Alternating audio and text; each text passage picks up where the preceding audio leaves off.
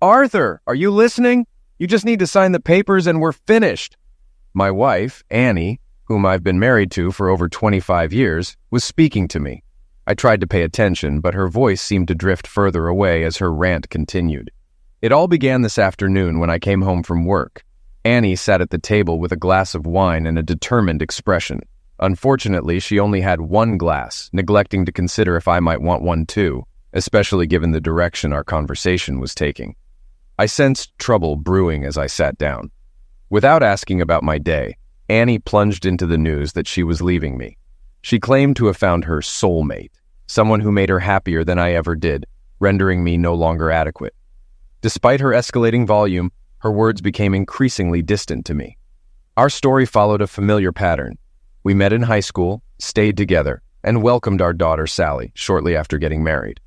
While she wasn't the primary reason we tied the knot, she was always part of the plan. Presently, we both held steady jobs, lived comfortably, and had managed to pay off our house, with some savings to boot.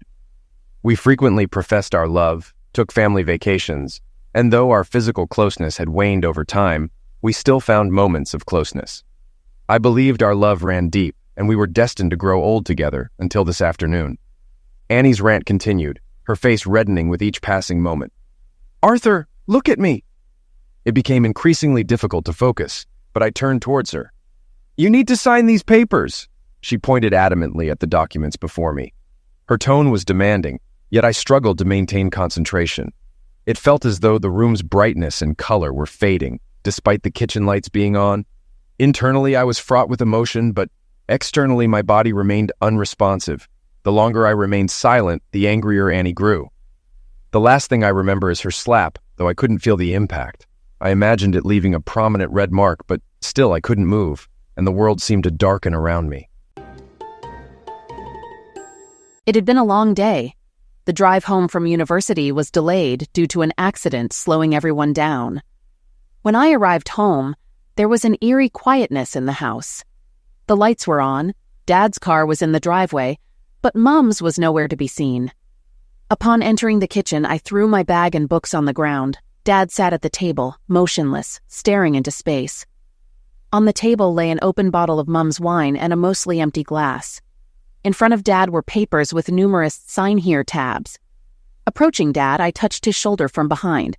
"Hey, Dad." I anticipated a response, but he remained unresponsive. Walking around to face him, I was taken aback. His eyes appeared glazed, almost milky white, with traces of tears staining his cheeks. He wasn't blinking, and a trail of drool hung from his mouth, threatening to drip into his lap. Panicked, I called out, "Dad! Dad! Come back to me, Dad!" Tears welled in my eyes. With no response from Dad, I tried to calm myself. "Slow down, Sally. Dad needs help," I whispered to myself. Retrieving my phone, I dialed emergency. I explained that my father, Arthur Other, was unresponsive. After providing my details and address, they dispatched an ambulance, promising a 10-minute arrival time. I sat beside Dad, holding his hand, offering reassurance. This man had been my everything growing up. Despite his demanding job, he always made time for my school events, musicals, and ballet. He endured my early attempts at the violin, encouraging me every step of the way. On my 16th birthday, he surprised me with a Heidersign violin, not the best, but it held sentimental value as it came from him. Now, 5 years later, I was studying music at university with a focus on strings and violin, thanks to his unwavering support. As I waited, questions raced through my mind. Why was Dad like this? What had happened? And where was Mom? Glancing at the paperwork on the table, the words "petition for divorce" caught my eye. Shocked, I began reading, my skin crawling at the revelation that Mom wanted to divorce Dad for reasons unknown to me. It appeared highly likely that Dad's condition stemmed from the documents, especially considering Mom's open wine bottle, indicating she had given Dad the papers and left. People often speculate on the rapid fluctuation of emotions. I suppose they've never experienced such a betrayal. For me, any compassion and desire to be in my mother's presence faded away. Shortly after, the ambulance arrived, and I directed them in getting Dad onto a gurney and off to the hospital. After locking up the house, I followed behind, making calls as I drove. I contacted my grandmother, Dad's mom, his sister Rhonda, his best friend, and then his manager at work, informing them of Dad's situation and his impending absence. I explained that I found him unresponsive and that he was en route to the hospital. Everyone requested updates on his condition, and his manager assured me of arranging emergency leave and informing their boss. I knew I was putting off the next call, consumed with anger, but I felt compelled to call Mom. The phone rang, and she answered after a couple of rings. "Hi, Sally, my darling, how was your day?" I was taken aback by her casual tone. Surely she couldn't be so naive as to think I wouldn't know what was happening. It had been almost an hour since I found Dad, and Mom was well aware of my routine. "Where are you, Mom?" "I'm out and about, sweetie," she trailed off, sensing my inquiry. "So, in other words, you've just shattered my father, your husband, and left him without a second thought?" "Oh, no, darling, I tried to explain to your father about Paul and the situation, but he wasn't responsive, so I thought it best to leave and let him process that we won't be living with him anymore." Her attempt to downplay the situation infuriated me. Given Dad's state, it seemed more likely that she had ripped his heart out and left it shattered before him. "It appears to me like you abandoned him when he needed help. Are you truly that heartless? Do you even understand what's happening now, or do you simply not care?" Anger began to seep into my voice. "Sweetie, don't get angry now. I understand this is a shock, but your father will be fine. I'm only asking for what is rightfully mine and some support while Paul and I wait to marry." Yep, my mother was firmly in La-La Land. "Angry? You haven't seen angry yet, Mother. And just so you know, I'm currently following Dad to the hospital. He's in an ambulance, and when I got home, he looked like he'd had a stroke." "Oh, Sally, my sweetie, I'm sorry to hear that, but—" "No excuses, Mother. Let me ask you, is this Paul you're running off with the same Paul from your work that you keep talking about?" She hesitated. "Of course, darling. Paul, the man from my mother's workplace she never stopped mentioning. So, let me get this straight. He's a dozen years younger than you, and you've been having an affair with him for how long?" Again, she hesitated. 6 months. "Right. So for the last 6 months, you've been involved with someone from your workplace behind Dad's back. You've been lying to Dad and me, hiding your affair. I had no idea you were capable of such deceit, and clearly neither did Dad, judging by the state you left him in. How did you expect either of us to react?" "Well, I suppose not positively at first, but once we're living with Paul, you'll see we're meant to be together." "We?" She had just referred to we for the second time. Did she expect me to abandon Dad to move in with her and her boyfriend? I could feel my anger boiling over. I knew I would say something regrettable if I didn't stop. I'm going to hang up now before I say something I might regret. But let me be crystal clear. I will not be leaving Dad, and there's no way I'm going anywhere near Paul, let alone moving into the place you and he are cavorting in. "Sally Other," my mother responded sharply. "I am your mother, and I will not be spoken to like that, regardless of how upset you are." "Then I guess we're done talking." I hung up before she could say anything else. If she thought I would condone what she was doing, she had another thing coming. She tried calling me back multiple times, then started calling Dad's phone, which was silly because if he could, I doubted he would pick up a call from her. Since I had Dad's phone with me, I ignored any calls from her. By the time I reached the hospital, the ambulance crew had admitted Dad, and he was in a ward under observation. Aunt Rhonda had arrived and informed me that she had also received several calls from my mother, but wasn't sure what was happening other than her brother being in the hospital. When I explained the situation, Aunt Rhonda turned a deep shade of scarlet, almost as if steam were coming out of her ears. "Sally, do you have the documents that woman left for my brother?" "Sure, Aunt Rhonda. Here you go." Aside from being my aunt, Rhonda was also our family attorney. For the next hour, we sat beside Dad as Rhonda read through the documents, occasionally muttering under her breath. Doctors and nurses came in and out of the room periodically, checking on Dad. "Well, the bad news is that your mother is going to get her divorce from your father. The schedule outlined here shows that this process has been in motion for over 2 months and had to be served this week, or it would have incurred significantly higher fees from her legal team." I shrugged. I had heard enough justification from my mother. I was determined to ensure that she and Dad separated for what she had done. It was strange. I was never particularly close to my father, always looking up to my mom, but her actions seemed plain foolish. This whole mess seemed to be orchestrated by Paul, her so-called soulmate.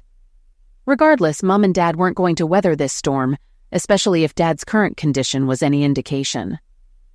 The good news is that she hired a shyster of a lawyer to represent her. She's going to have to shell out a hefty sum just for the divorce, and even more if it goes to court. Rhonda grinned. Meanwhile, my dear brother has the best lawyer in town, and he's getting the family discount. We shared a smile for the first time that evening. Additionally, some of the claims here, like wanting 50% equity in the house and 60% of the financial assets, along with spousal and child maintenance, are likely quite exaggerated.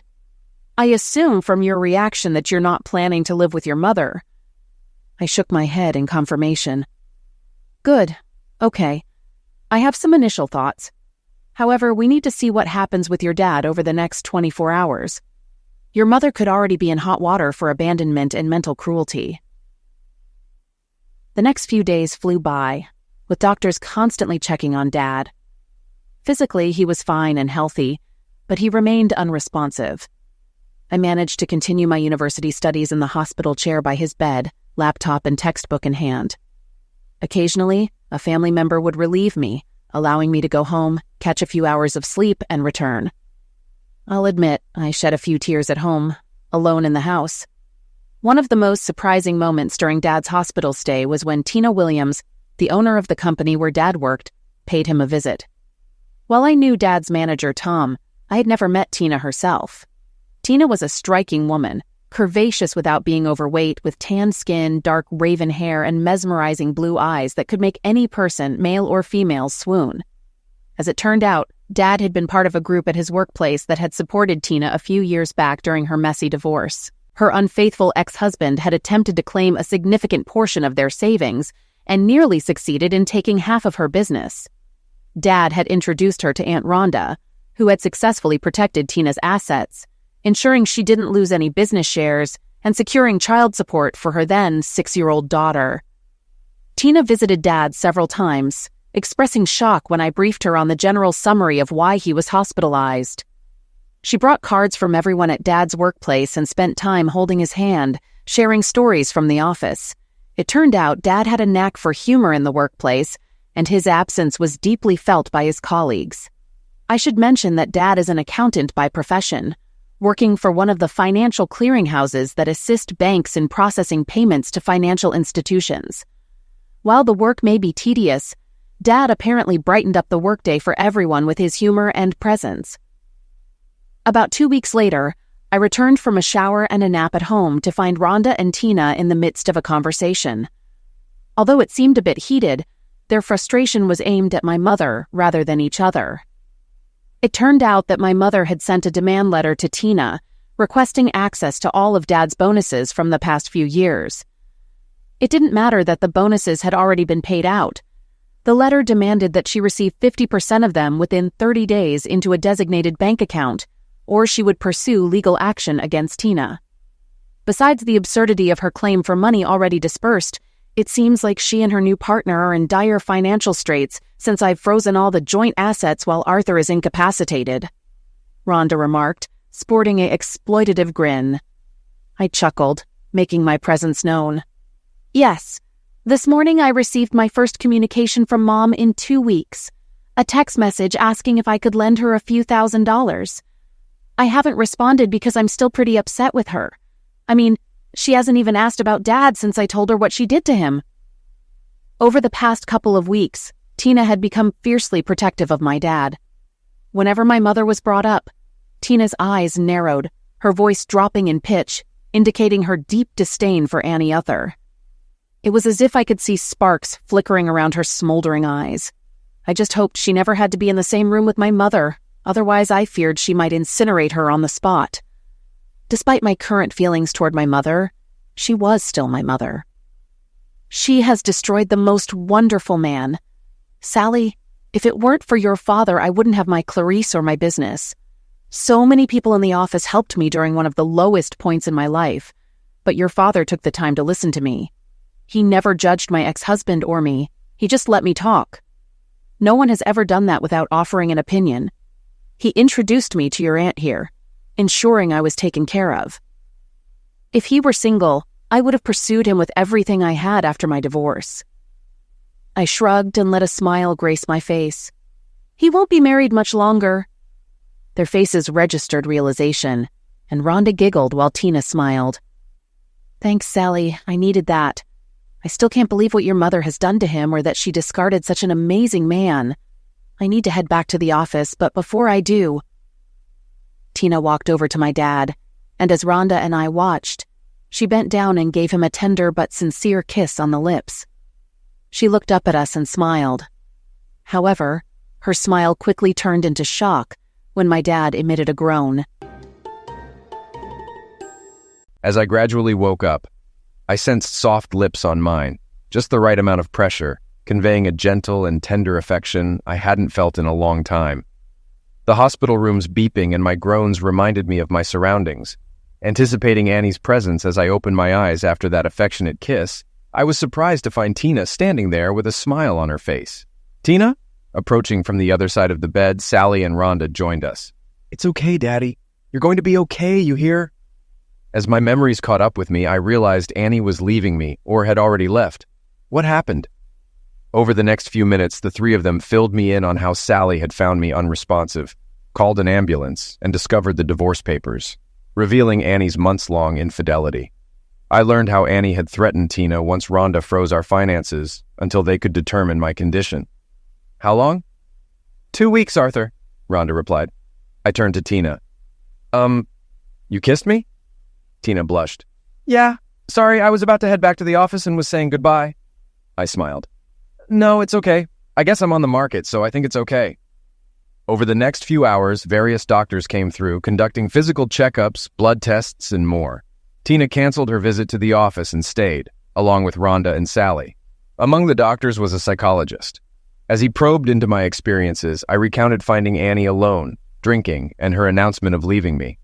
I described how the world seemed to lose color, and sensory input became disjointed, making it difficult to move despite growing upset. My last memory was of Annie slapping and yelling at me, her words incomprehensible. The girls collectively gasped at the revelation of Annie's aggression, while I was unable to respond. "Dad, what time do you think it was when you became unresponsive?" "I'd say it was around 5:30, baby." "Why?" "Because it was past 7:30 when I got home and found you, and there was no red mark on your cheek. So I assume Mom must have left you there alone for quite some time." The psychologist interjected. "It's not uncommon for someone in your situation to experience misuse while unresponsive. In your case, I'd say you went into shock upon hearing your wife's declaration of leaving you.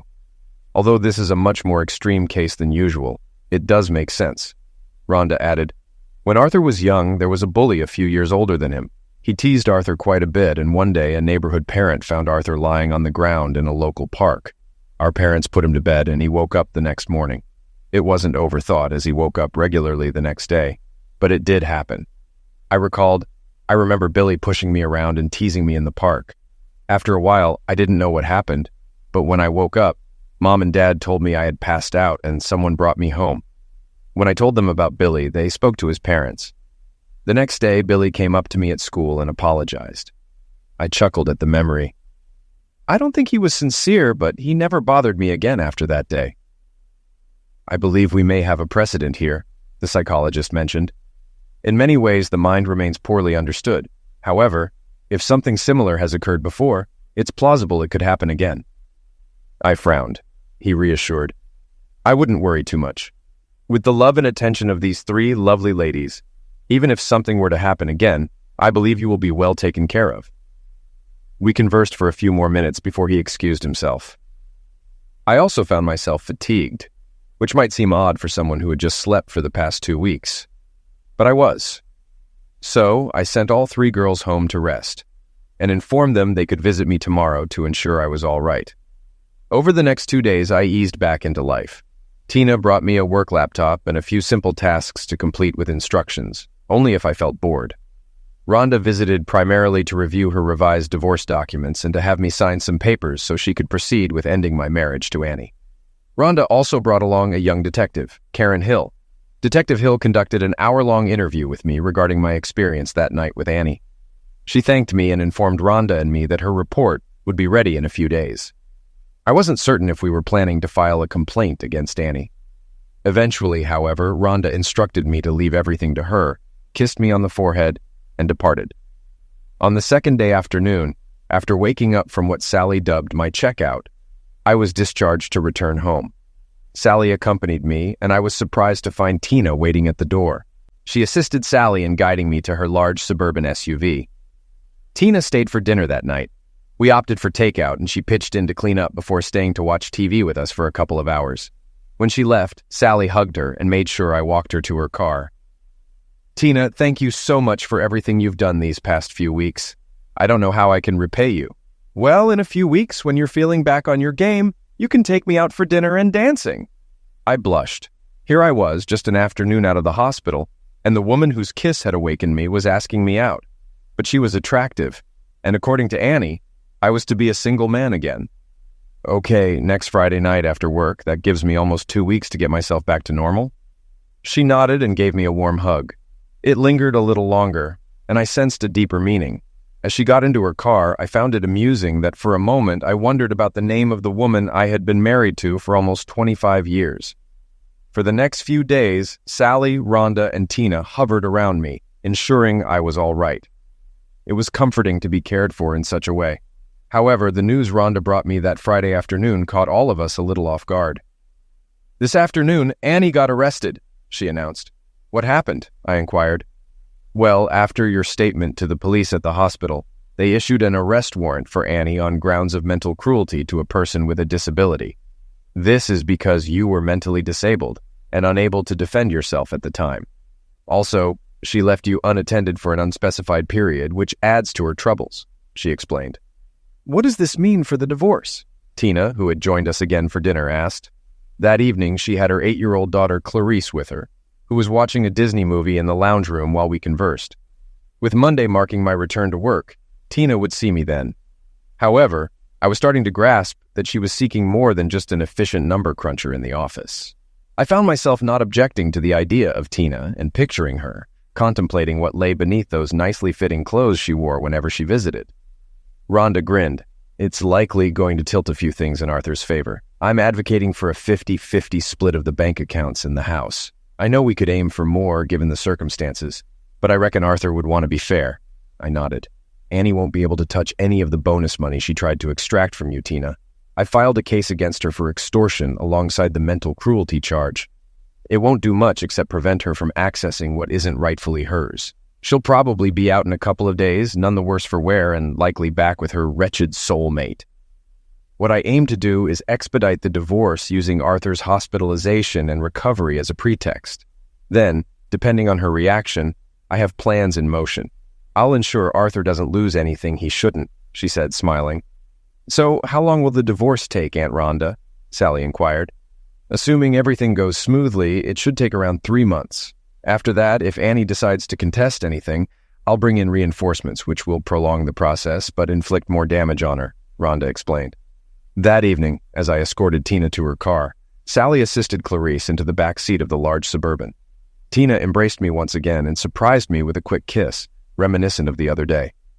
"Arthur, I know you're married, and you're a man of honor, so I won't rush things. But I want to lay claim to you now and let you know that I desire you. I've wanted you for a long time, of course, but I'd never pursue a married man or disrespect someone's marital vows. I've experienced that myself, and I wouldn't want to inflict that on someone else, even if their marriage is in trouble," Tina expressed sincerely.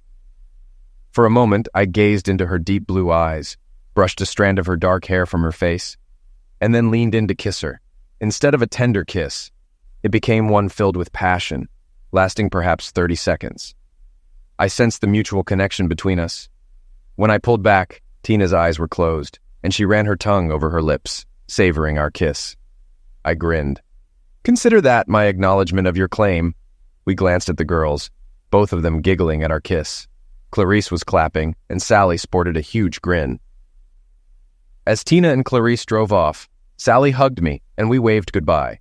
The following months were quite a ride. On one hand, Annie wanted a speedy divorce, but on the other, she wasn't content with the settlement.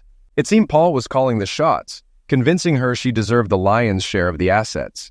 He was feeding her lies, and deep down, she must have realized it after so many years of marriage. As her settlement demands grew more absurd, Rhonda had a single conversation with Annie's lawyer, and whatever was said put an end to all objections overnight.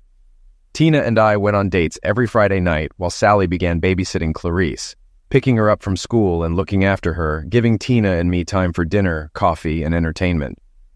Though we never went beyond holding hands and kissing, I had a feeling the night my divorce finalized would be unforgettable. Back at work now, things were going smoothly. While we were a successful financial organization, we weren't in the big leagues. We all did our jobs, were well compensated, and enjoyed each other's company. I think the staff caught on to Tina and me becoming an item at some point. Although everyone was happy for us, I had to dial back my usual antics. My direct manager, who reported to Tina, made sure to remind me of appropriate workplace behavior, considering I was essentially dating his boss. About 3.5 months later, we received a notification that the divorce would be finalized 1 week from the upcoming Thursday. There were no court proceedings. However, Annie had requested a meeting to discuss matters before the final decree. I agreed to meet the day before, and we arranged for her to visit the house to speak with both Sally and me. I had taken the afternoon off from work and prepared lamb chops and gnocchi in a burnt butter sauce for the three of us. It was a favorite meal for all of us, and I hoped it would help ease any potential awkwardness during our conversation that evening. Sally arrived home around 5:30, went to shower and change, and just before 6, the doorbell rang, signaling Annie's arrival at the front door.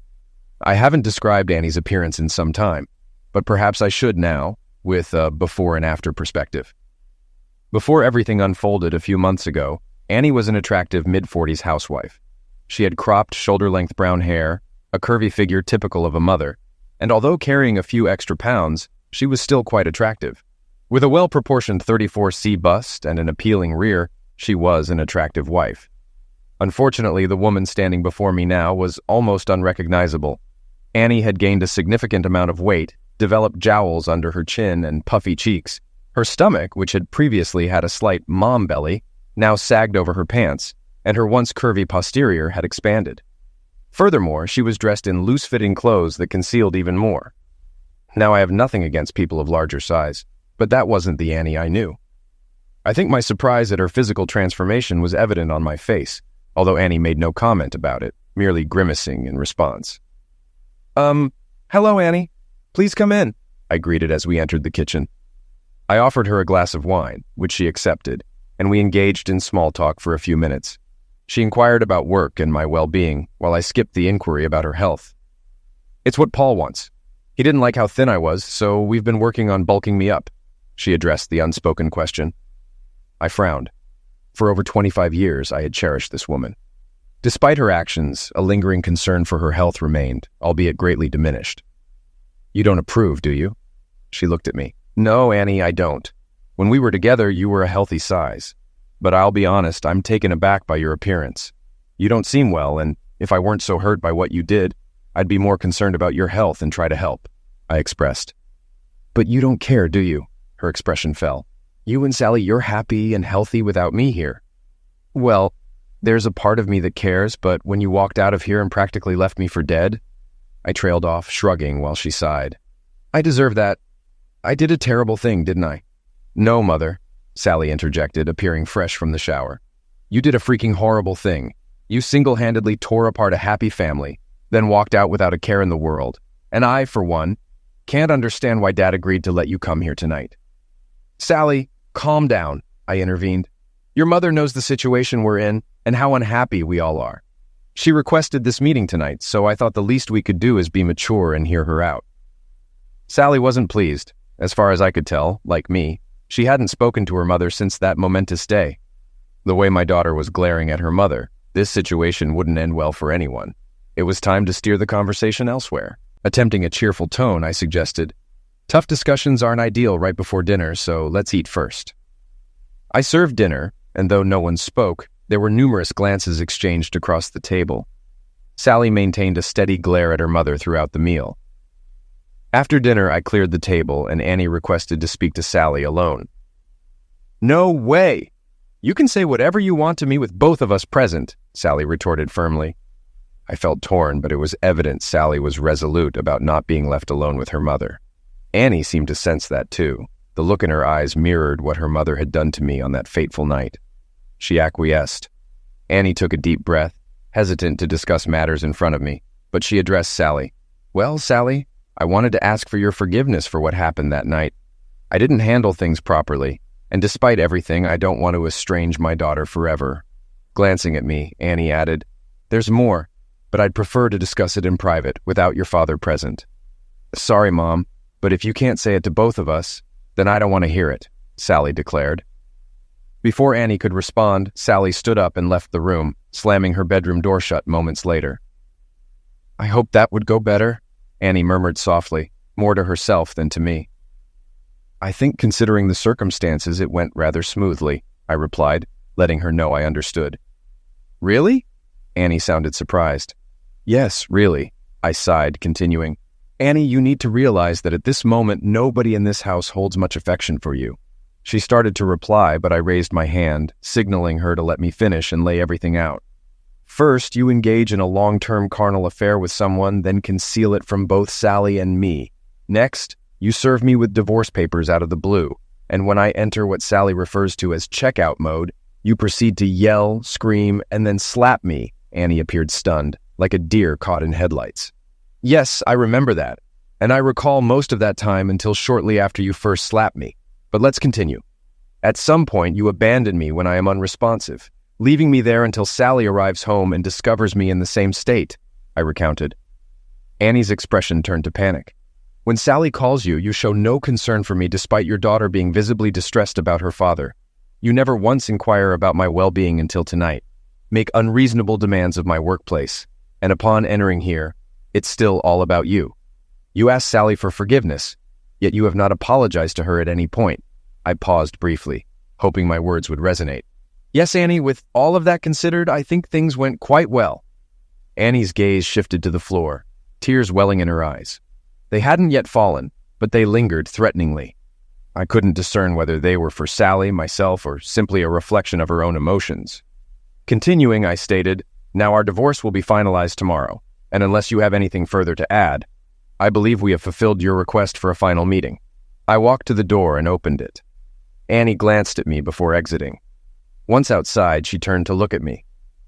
"Arthur, we did have some good years, didn't we?" "Yes, Annie, most of our time together was incredible. You were an exceptional lover, a devoted wife, and a loving mother. I'm not sure what this Paul character has done to you, but I don't see the woman I fell in love with in the person standing before me. All I see is someone who seems lost, manipulated into becoming overweight, self-centered, and caring more about what others can provide for you than the people themselves." Once again, she lowered her gaze to her feet. "You truly mean that, don't you, Arthur?" "Yes, I do," I affirmed. She turned to leave but hesitated, looking utterly broken this time. "Arthur, about the house. Paul told me I needed to ask." So that was the purpose of her visit. It wasn't about reconnecting with her family. It was solely about money. I chuckled, leaving Annie puzzled by my reaction.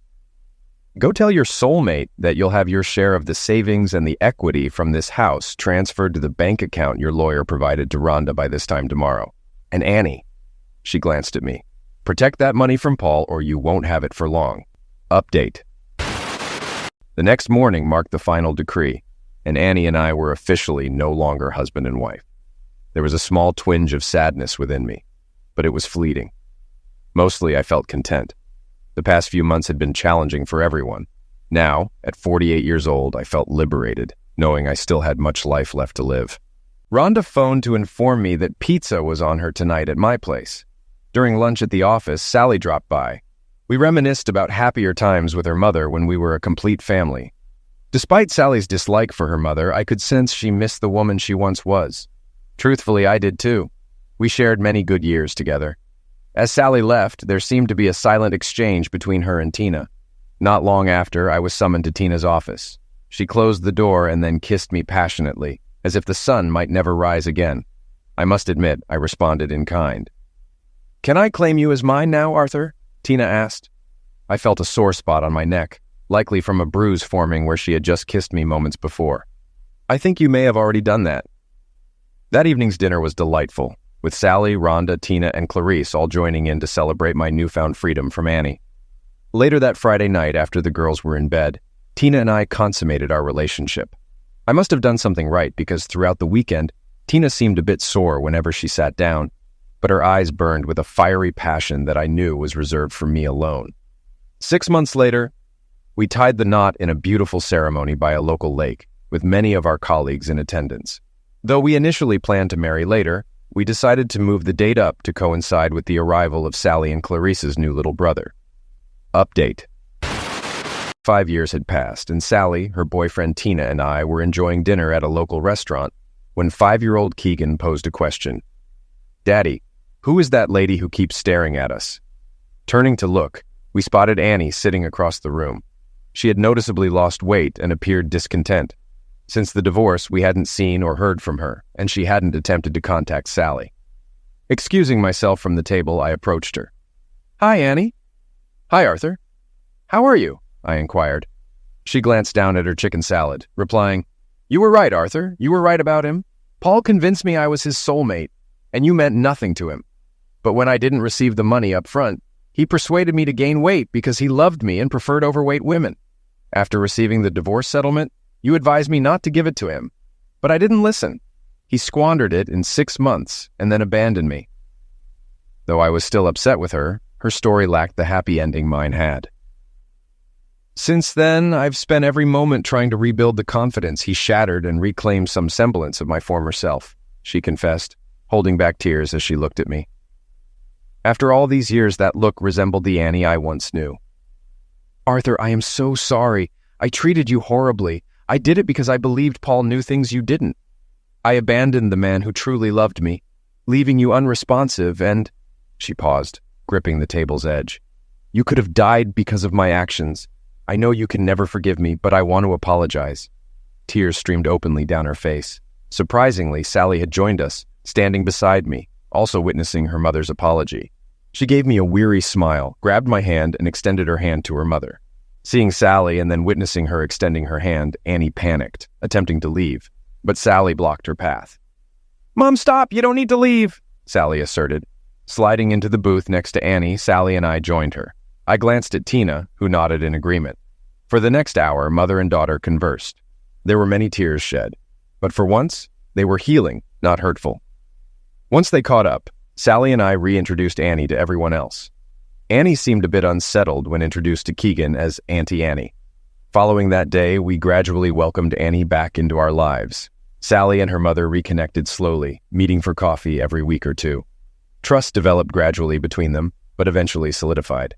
When Sally got married, Annie had the opportunity to play the role of mother of the bride. Tina occasionally invited Annie over for dinner at our house.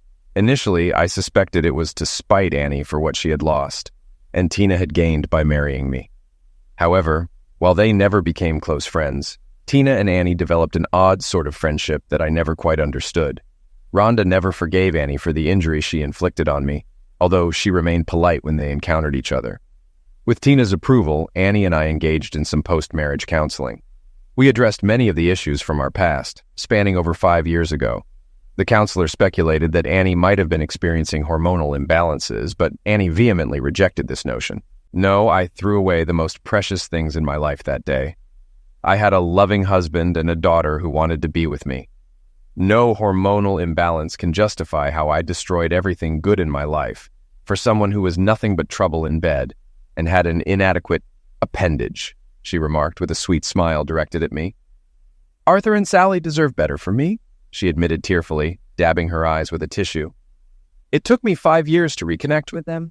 I thank God every day that Arthur has allowed me back into his life. And Tina, too," she blushed, acknowledging Tina's warmth towards her despite everything. "She had every reason to hate me, yet she has always treated me kindly. I got lucky losing everything I discarded, and I will bear that burden for a long time." Annie gained more from those counseling sessions than I did. It was reassuring to confirm that neither Sally nor I were responsible for Annie's decision to leave us. And she was right. Tina had lifted us up and forged a stronger family bond, They say people pay for their mistakes eventually, and Paul did. He moved to another state and once again attempted to manipulate a married woman for her money. This time, however, the woman's husband caught Paul in the act and took matters into his own hands, rendering Paul incapable. The husband received a 10-year sentence, but if Rhonda's rumors were accurate, he might be released sooner. Tina and I are still deeply in love. I never imagined I could love anyone as much or as deeply as I did Annie, but Tina proved me wrong. She not only gave me her love, but also her soul wholeheartedly. We continue to work together in her company, and I'm still in the same job.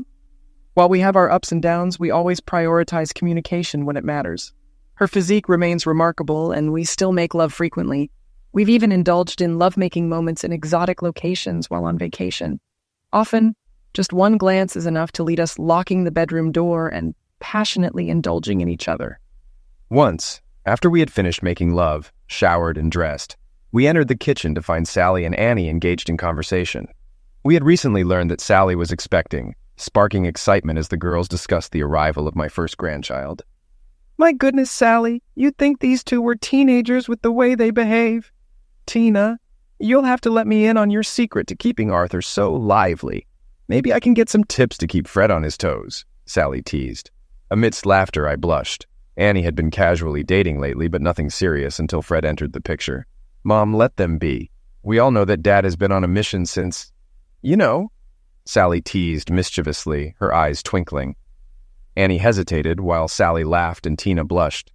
I simply leaned back, smirked at my girls, and felt myself stirred again by Tina's presence. Eventually, I excused myself, making my way back to the bedroom, with Tina following shortly after, locking the door behind her.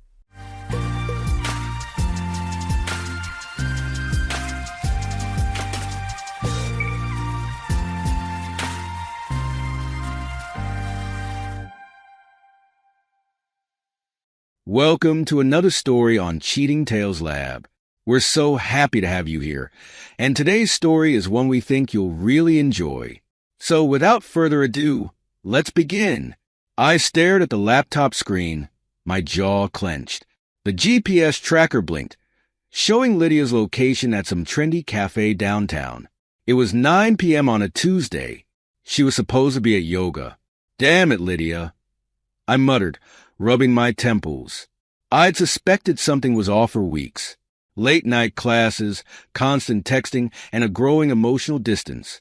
But seeing concrete proof made my stomach churn. My phone buzzed. A text from Lydia. Class running late. Don't wait up. I almost laughed at the blatant lie. Instead, I grabbed my keys and headed out. Time to see what my darling wife was really up to. The cafe was dimly lit, trying too hard to be hip. I parked across the street, watching. There she was, sitting at an outdoor table, laughing, touching the arm of some guy I'd never seen before. My hands gripped the steering wheel until my knuckles turned white. I wanted to storm over there, to confront them both.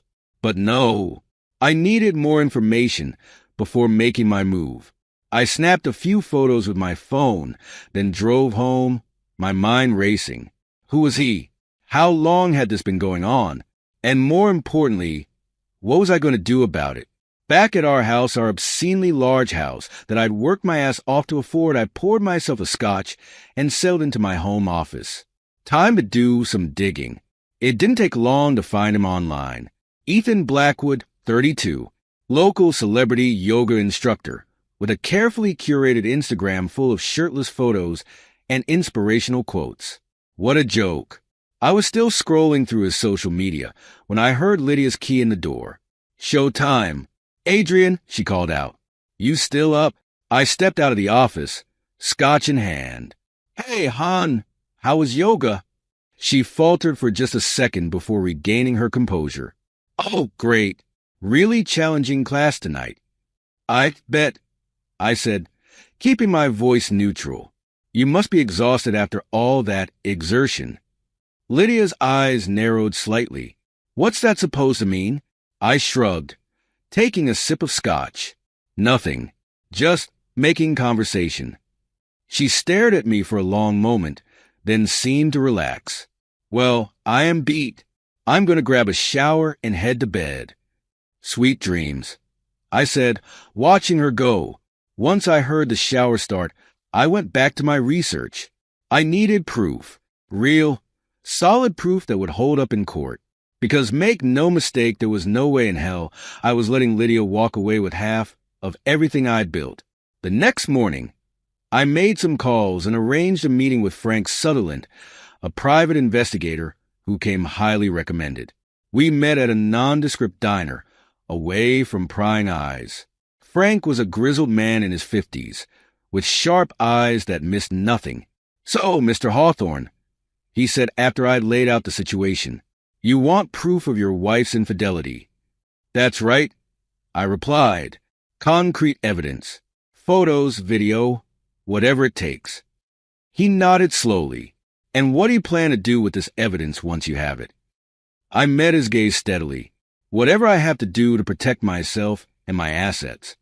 A ghost of a smile crossed Frank's face. "Understood. I'll get started right away. But I should warn you, Mr. Hawthorne, sometimes these investigations turn up unexpected results. I hope you're prepared for whatever I might find." "I'm prepared for anything," I said firmly. "Just get me what I need."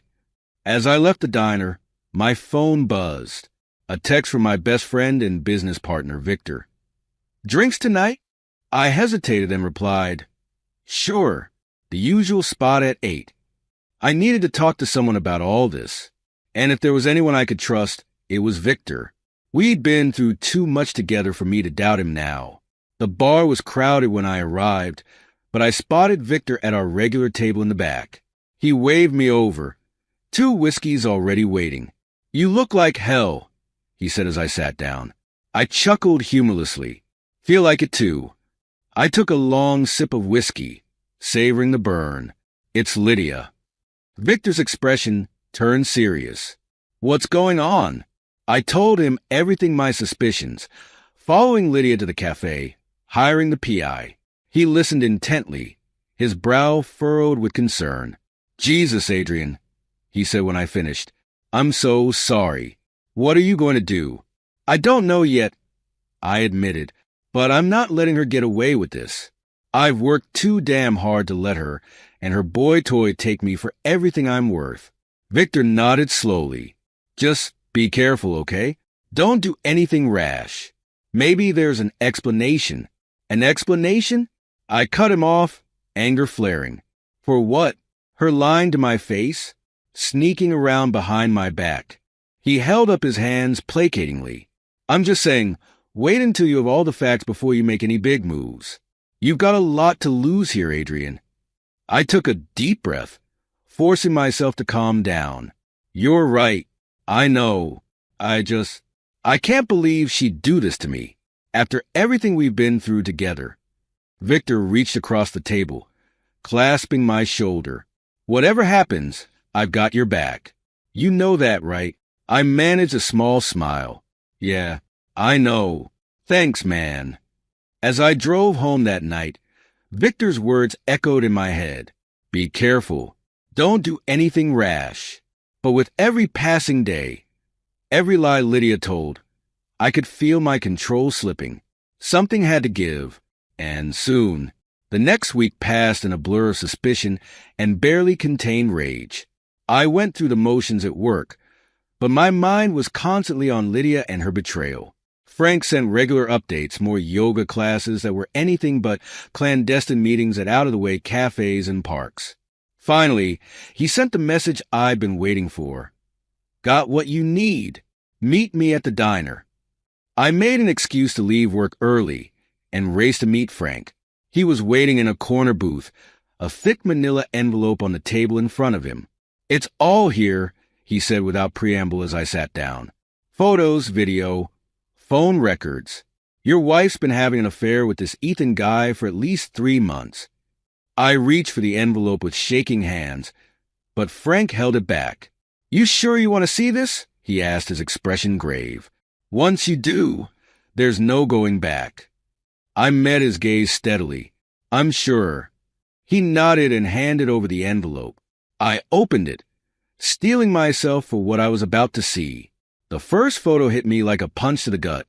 Lydia and Ethan, locked in a passionate embrace outside some seedy motel.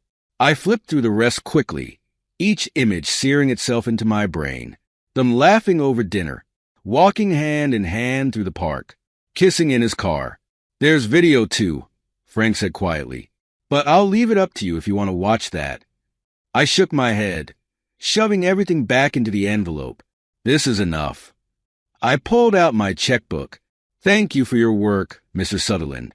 I assume this covers everything. He glanced at the amount and nodded. More than. You sure you don't need anything else? No, I said, standing up. I've got what I need. I drove home in a daze, my mind racing. Now that I had proof, what was I going to do with it? Confront Lydia? Go straight to a divorce lawyer? I needed time to think, to plan my next move carefully. But as I pulled into our driveway and saw Lydia's car already there, something in me snapped. All the hurt, the betrayal, the anger I'd been holding back came rushing to the surface. To hell with careful planning. It was time for a reckoning. I stormed into the house, finding Lydia in the kitchen chopping vegetables for dinner. She looked up with a smile that quickly faded when she saw my expression. Adrian, what's wrong? I laughed bitterly. What's wrong? Why don't you tell me, Lydia? How was yoga tonight? She paled slightly but kept her composure. It was fine. Why are you? Cut the bullshit. I snarled, slamming the envelope down on the counter. I know everything. About Ethan. About all of it. Lydia's eyes widened in shock, then narrowed. You've been spying on me? Damn right I have. I shot back. And it's a good thing I did, or I'd still be in the dark about my wife screwing her yoga instructor behind my back.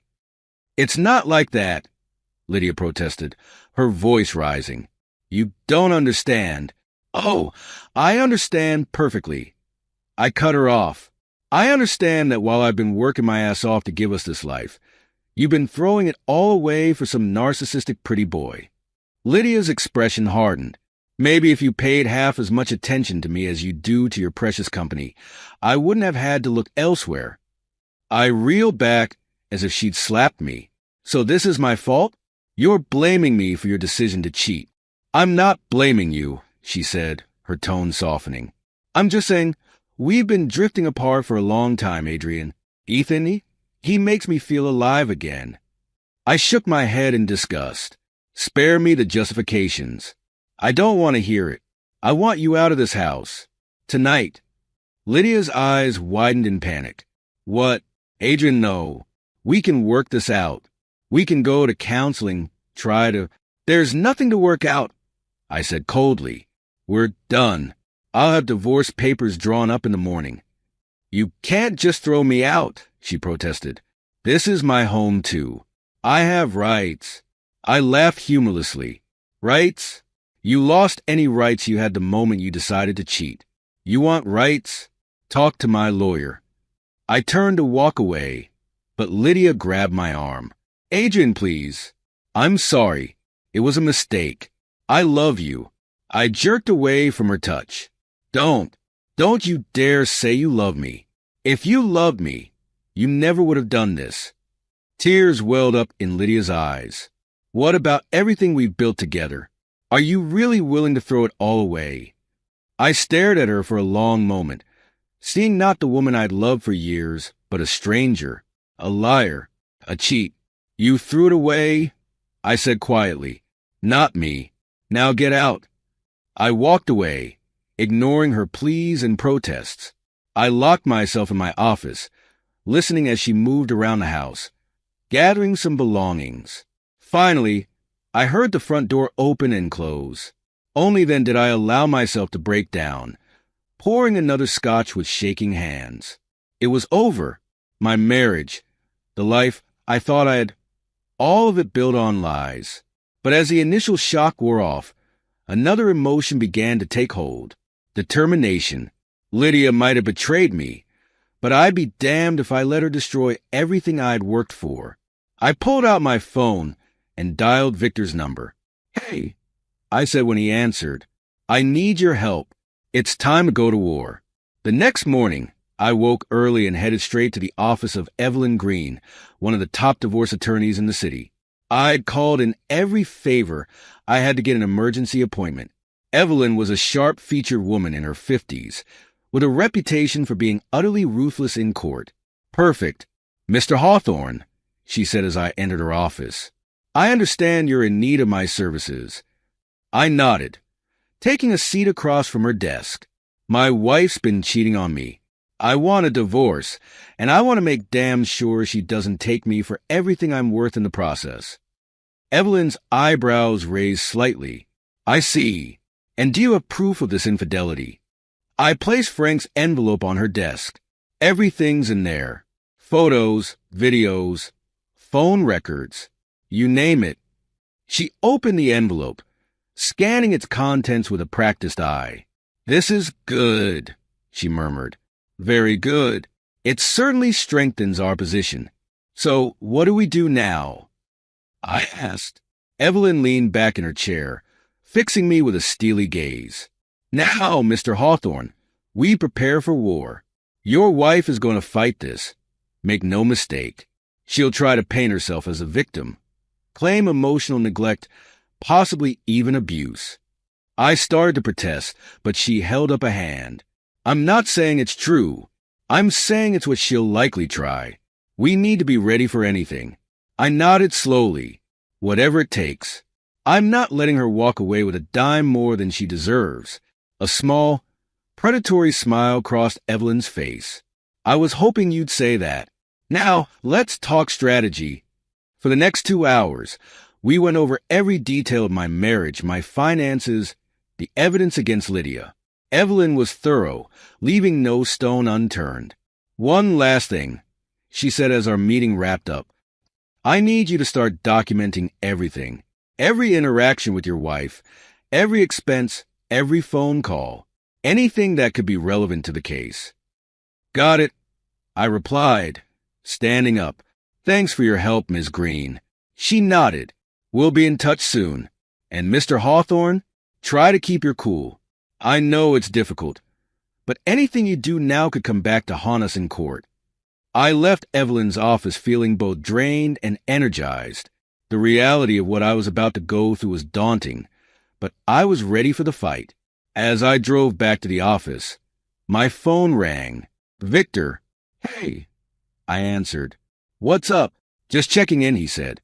"How'd it go with the lawyer?" I filled him in on the meeting, on Evelyn's warnings about what to expect. Victor let out a low whistle. "Sounds like it's going to get ugly. You sure you're ready for this?" "I don't have a choice," I replied. "Lydia made her bed. Now she can lie in it." There was a pause on the other end of the line. "Listen, Adrian, I know you're hurting, but is this the way to go? Maybe if you both cooled off, talk things out."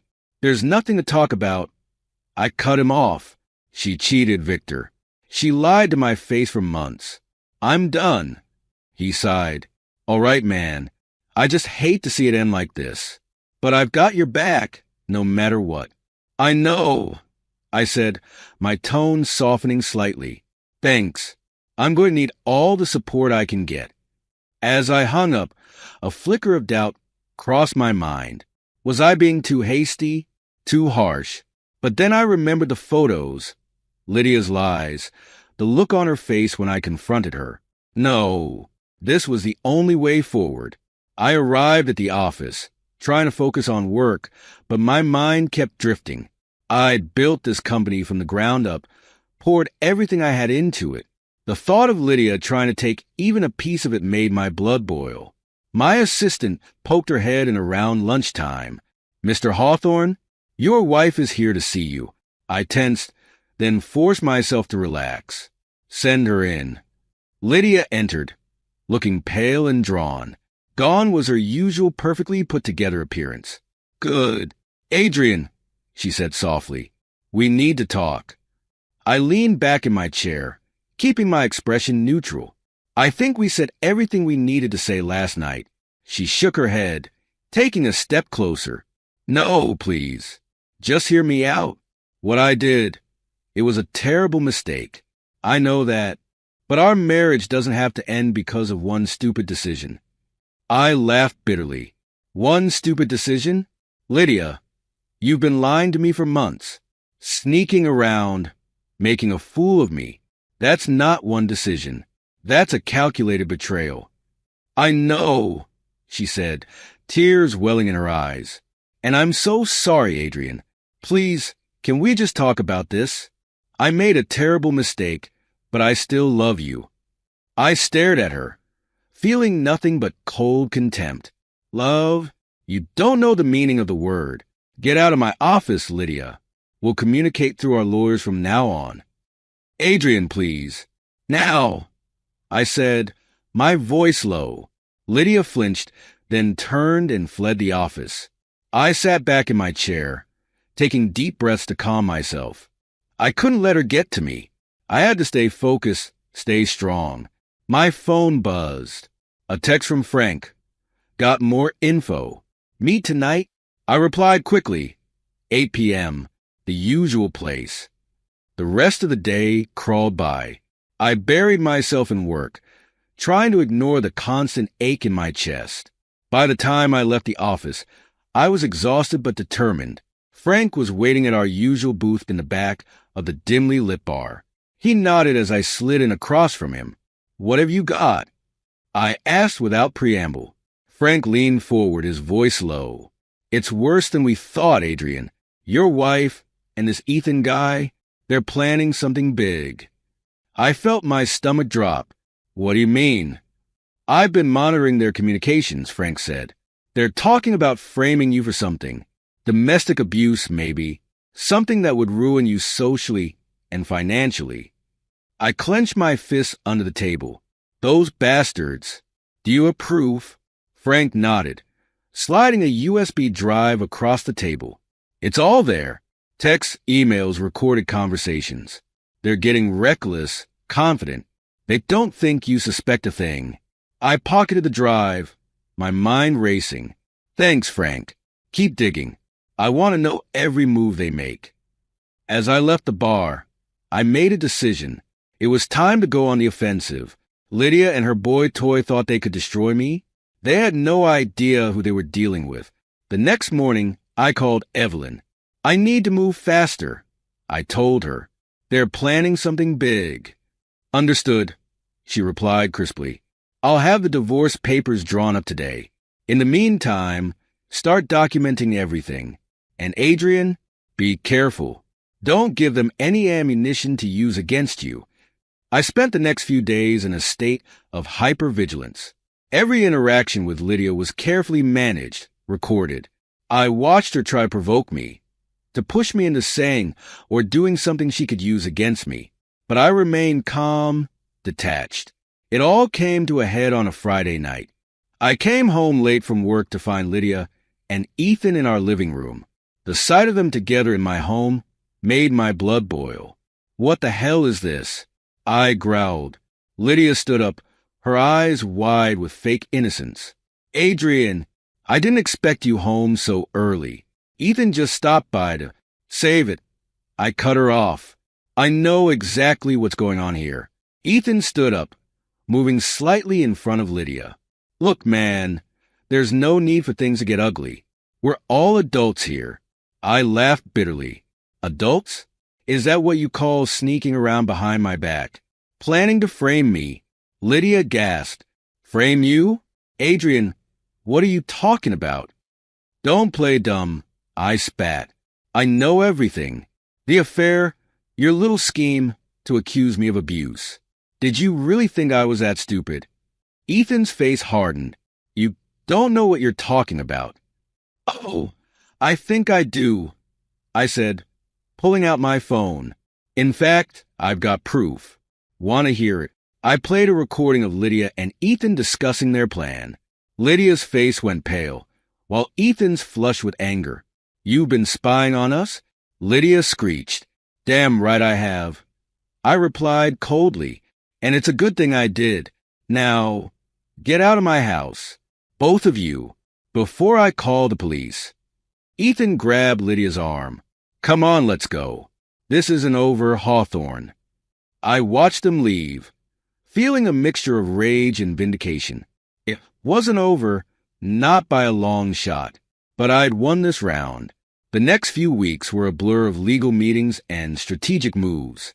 Evelyn was worth every penny, ruthlessly dismantling every attempt Lydia and Ethan made to discredit me or gain leverage. I threw myself into work, determined not to let this mess affect my company. But it was hard, especially with Victor constantly trying to get me to talk things out with Lydia. "I'm telling you, Adrian," he said one night over drinks. "Maybe if you just sat down with her, work things out." I cut him off. "There's nothing to work out, Victor. She made her choice. Now she has to live with the consequences." Victor sighed, shaking his head. "I just hate to see you like this, man. You're not sleeping, you're barely eating. Is it really worth it?" I stared at him, feeling a flicker of suspicion. Why was he so invested in me reconciling with Lydia? "It's worth everything," I said firmly. "I won't let them win. I won't let them take what I built." As I left the bar that night, I couldn't shake the feeling that there was more going on than I realized. I needed to be careful. I couldn't trust anyone, not even my oldest friend. The final blow came a week later. Lydia, desperate and cornered, filed a police report accusing me of domestic abuse. She showed up at the station with bruises, spinning a tale of years of control and violence. But I was ready. I had recordings of every interaction we'd had since I discovered the affair, footage from hidden cameras in our home, showing Lydia's attempts to provoke me and my calm responses. The police, presented with overwhelming evidence of Lydia's deception, had no choice but to drop the investigation. Lydia was charged with filing a false report. As I left the police station, I felt a weight lift from my shoulders. It was over. I'd won. But as I drove home, a new determination settled over me. Winning wasn't enough. Lydia, Ethan, and anyone else involved in their scheme needed to pay. And I was going to make sure they did, no matter what it took. The morning after Lydia's failed attempt to frame me, I strode into my office with renewed purpose. My assistant, Sarah, hurried after me, a stack of papers in her arms. "Mr. Hawthorne, the divorce papers are ready for your signature," she said, placing them on my desk. I picked up a pen, a smile on my face. "Perfect timing, Sarah. Let's get this over with." As I signed my name, I felt a sense of finality. This was it, the end of my marriage, the beginning of my revenge. "Have these delivered to Lydia immediately," I instructed Sarah. "And get Evelyn on the phone. We need to move fast." Within an hour, Evelyn was seated across from me, her expression as fierce as mine. "We've got them on the ropes, Adrian," she said. "Now it's time to deliver the knockout punch. What's our next move?" I leaned forward, my voice cold. "I want to hit them where it hurts most. Their money, their reputation, everything." Evelyn nodded, a predatory glint in her eye. "Leave it to me. By the time we're done, they won't know what hit them." As Evelyn left, my phone rang. It was Frank. "Adrian, we've got a problem," he said without preamble. "Your wife and that yoga instructor? They're trying to access your business accounts." I felt a surge of anger, quickly replaced by a calm determination. "Let them try, Frank. In fact, make it easier for them. I've got an idea." Over the next few days, I set my plan in motion. With the help of my IT team, we created a series of fake accounts, making them look like they held substantial funds. Then we waited. It didn't take long. Late one night, I received an alert on my phone. Someone was attempting to transfer a large sum from one of the fake accounts. I smiled, picking up the phone to call Evelyn. "We've got them," I said. "Time to spring the trap." The next morning, I walked into a conference room where Lydia and Ethan were waiting, flanked by their lawyers. Evelyn stood by my side, a stack of documents in her hands. "What's this about, Adrian?" Lydia demanded. "We're in the middle of divorce proceedings. You can't just summon us here like." "Oh, I think you know exactly what this is about." I cut her off coldly. "Your little attempt to embezzle from my company last night." Ethan paled, while Lydia's eyes widened in panic. "I don't know what you're talking about," she stammered. I nodded to Evelyn, who began distributing documents. These are records of your attempted transfer, I explained, along with a history of your access to company accounts you shouldn't have had access to. Care to explain? Their lawyers looked stricken, quickly scanning the documents. Lydia and Ethan exchanged panicked glances. This is all a misunderstanding, Ethan began, but I held up a hand to silence him. Save it, I snapped. Here's what's going to happen. Lydia, you're going to sign these papers, agreeing to a divorce settlement that leaves you with nothing. Ethan, you're going to disappear. If either of you tries to fight this, I'll press charges for attempted embezzlement. Are we clear? Lydia burst into tears, while Ethan looked like he might be sick. Their lawyers huddled together, whispering furiously. Finally, Lydia's lawyer spoke up. We'll need time to review these documents. You have an hour, I said firmly. I suggest you use it wisely. As they filed out of the room, I turned to Evelyn. Make sure everything's airtight. I want this wrapped up by the end of the day. Evelyn nodded, a satisfied smile on her face. Don't worry, Adrian. They don't stand a chance. True to my word, by that evening, the divorce was finalized. Lydia left with nothing but the clothes on her back, while Ethan slunk away, his reputation in tatters. I should have felt victorious. Instead, I felt hollow, empty. Something still wasn't right. That feeling was confirmed the next day when I received a call from Frank. Adrian, you're not going to believe this, he said, his voice tense. I've uncovered something big. It's about Victor. I felt my stomach drop. What about him? He's been in on it from the beginning, Frank said. He's been helping Lydia and Ethan. And there's more. He's been embezzling from your company for years. The world seemed to tilt on its axis. Victor, my oldest friend, my business partner, I couldn't believe it. Didn't want to believe it. But as Frank laid out the evidence, I felt a cold rage building inside me. The betrayal cut deep, deeper than anything Lydia had done. What do you want to do? Frank asked. I took a deep breath, steeling myself. Set up a meeting. Me, Victor, and the board. Don't tell him why. I want to see his face when I confront him. The next day, I sat at the head of the conference table, watching as the board members filed in. Victor was the last to arrive, a confused expression on his face. Adrian, what's this about? He asked as he took his seat. I stood up slowly, my gaze locked on Victor. It's about trust, Victor. Loyalty. Things I thought you understood. Victor's brow furrowed. What are you talking about? I nodded to my assistant, who began distributing folders to each board member. These documents outline years of embezzlement from our company. Funds siphoned off to offshore accounts. Care to guess whose name is on those accounts, Victor? The color drained from Victor's face as he flipped through the folder. Adrian, I can explain. Save it. I cut him off coldly. I trusted you, Victor. You were like a brother to me. And all this time, you've been stealing from me, conspiring with my wife to destroy me. The board members murmured in shock, glaring at Victor with a mixture of anger and disgust. Victor stood up, his eyes wild. You don't understand, Adrian. I had no choice. Lydia, I said save it. I repeated, my voice like ice. You're done here, Victor. The board will vote to remove you immediately, and then you'll be hearing from my lawyers. As security escorted a protesting Victor from the room, I turned to address the board. I apologize for this unpleasantness. Rest assured, steps are being taken to recover the stolen funds and prevent anything like this from happening again. The meeting adjourned, and I retreated to my office, feeling drained. The betrayal seemed endless.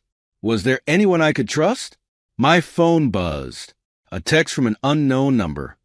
We need to talk. About Lydia, Victor, and the truth you don't know yet. I stared at the message, a mixture of curiosity and wariness washing over me. Who could this be? And what truth were they talking about? As I contemplated my next move, I couldn't shake the feeling that this was far from over. The game had changed, the stakes raised. But I was ready. Whatever came next, I would face it head on, because one thing was clear. In this world of lies and betrayal, the only person I could truly rely on was myself. I sat in my office, staring at the message on my phone. A meeting with Noah Winter, the journalist who'd been masquerading as Ethan, was set for noon. My mind raced with possibilities. What new revelations awaited me? At precisely 12 o'clock, my assistant ushered in a man I barely recognized. Gone was the carefully cultivated yoga instructor look. In its place stood a sharp-eyed professional in a crisp suit. "Mr. Hawthorne," Noah said, extending his hand. "Thank you for agreeing to meet with me." I shook his hand firmly. "Let's skip the pleasantries, Mr. Winter. You said you had information for me." Noah nodded, taking a seat across from me. "I've been investigating corruption and infidelity among the city's elite for months. Your wife and Victor were just the tip of the iceberg. And you thought pretending to be her lover was the best way to get information?" I asked, my tone icy. "It wasn't my first choice," Noah admitted, "but it proved effective. I've uncovered a web of deceit that goes far beyond your personal situation." I leaned back in my chair. "I'm listening." Noah pulled out a thick file. "I'm prepared to give you exclusive rights to my story.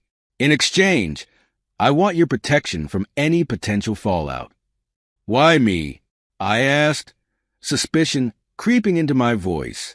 "Because you're the wrong party here, Mr. Hawthorne, and because you have the resources and influence to make sure the story sees the light of day." I considered his offer for a long moment. On one condition: the article focuses primarily on Lydia and Victor's betrayal. The rest can be background. Noah hesitated, then nodded. "Agreed." We spent the next few hours going over the details. By the time Noah left, I had a clear picture of just how deep the corruption in our social circle ran. And I knew exactly how I was going to use this information. The next morning, I called an emergency board meeting. As the members filed in, I could see the confusion on their faces. "Gentlemen," I began once everyone was seated, "I've called you here because we have a situation that requires immediate action."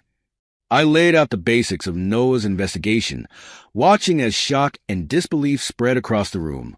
"Mr. Hawthorne," one of the board members sputtered, "are you saying that our company has been unknowingly involved in these activities?" I nodded. "Through Victor's actions, yes. But we have an opportunity here, a chance to get ahead of the story and position ourselves as the victims rather than the perpetrators." Another board member leaned forward. "What do you propose?" "Full transparency," I said. "We cooperate fully with the investigation. We open our books. We clean house. And we use this as a chance to rebrand ourselves as a beacon of corporate integrity." The room erupted in discussion. I let them argue for a few minutes before holding up my hand for silence. "I understand your concerns," I said, "but trust me, this is our best move. The story is going to break with or without our cooperation.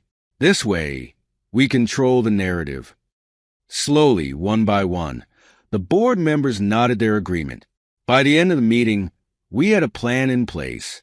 The next few weeks were a whirlwind of activity. We hired an independent auditing firm to go through our books with a fine-tooth comb. Any employee even remotely connected to Victor's schemes was let go. We instituted new transparency policies and ethical guidelines. And through it all, I worked closely with Noah, shaping the story that would soon rock the city to its core. The day the article was published, I braced myself for the fallout, but I needn't have worried. The public reaction was overwhelmingly in our favor. My phone rang nonstop with calls from clients and business partners, all expressing their support and admiration for our handling of the situation. Our stock price, which had taken an initial hit, rebounded stronger than ever. As for Lydia and Victor, the reaction was swift and merciless. They became pariahs overnight, shunned by the very social circles they'd once dominated. I was in my office, reviewing the latest round of positive press coverage, when my assistant buzzed me. Mr. Hawthorne, there's a woman here to see you. She says she's your sister. I froze. Isabella? I hadn't seen or spoken to her in years. Send her in, I said after a moment's hesitation. The door opened, and there she was, Isabella, looking older and harder than I remembered, but unmistakably my little sister. Hello, Adrian, she said, her voice cool. It's been a while. I stood up slowly. Isabella, what are you doing here? She walked further into the office, her eyes taking in the trappings of my success. I saw the article. Quite a story. Is that why you're here? I asked. To gawk at the family scandal? Isabella's eyes flashed. I'm here because Lydia reached out to me. She's desperate, Adrian. She has nowhere else to turn. I laughed bitterly. And you thought I'd what? Welcome her back with open arms. Of course not, Isabella snapped. I came to warn you. She's not done, Adrian. She's planning something. I sat back down, suddenly tired. Let her try. I've beaten her at every turn so far. Isabella leaned forward, her voice urgent. You don't understand. I've known about her affair with Victor for months. I kept quiet, hoping. Hoping what? I demanded. Hoping it would lead to Victor's downfall, she admitted. I have my own score to settle with him. I stared at her, a new wave of betrayal washing over me. You knew? All this time, and you said nothing. Isabella had the grace to look ashamed. I was wrong. I see that now. But, Adrian, there's more to this story than you know. Just then, my phone buzzed.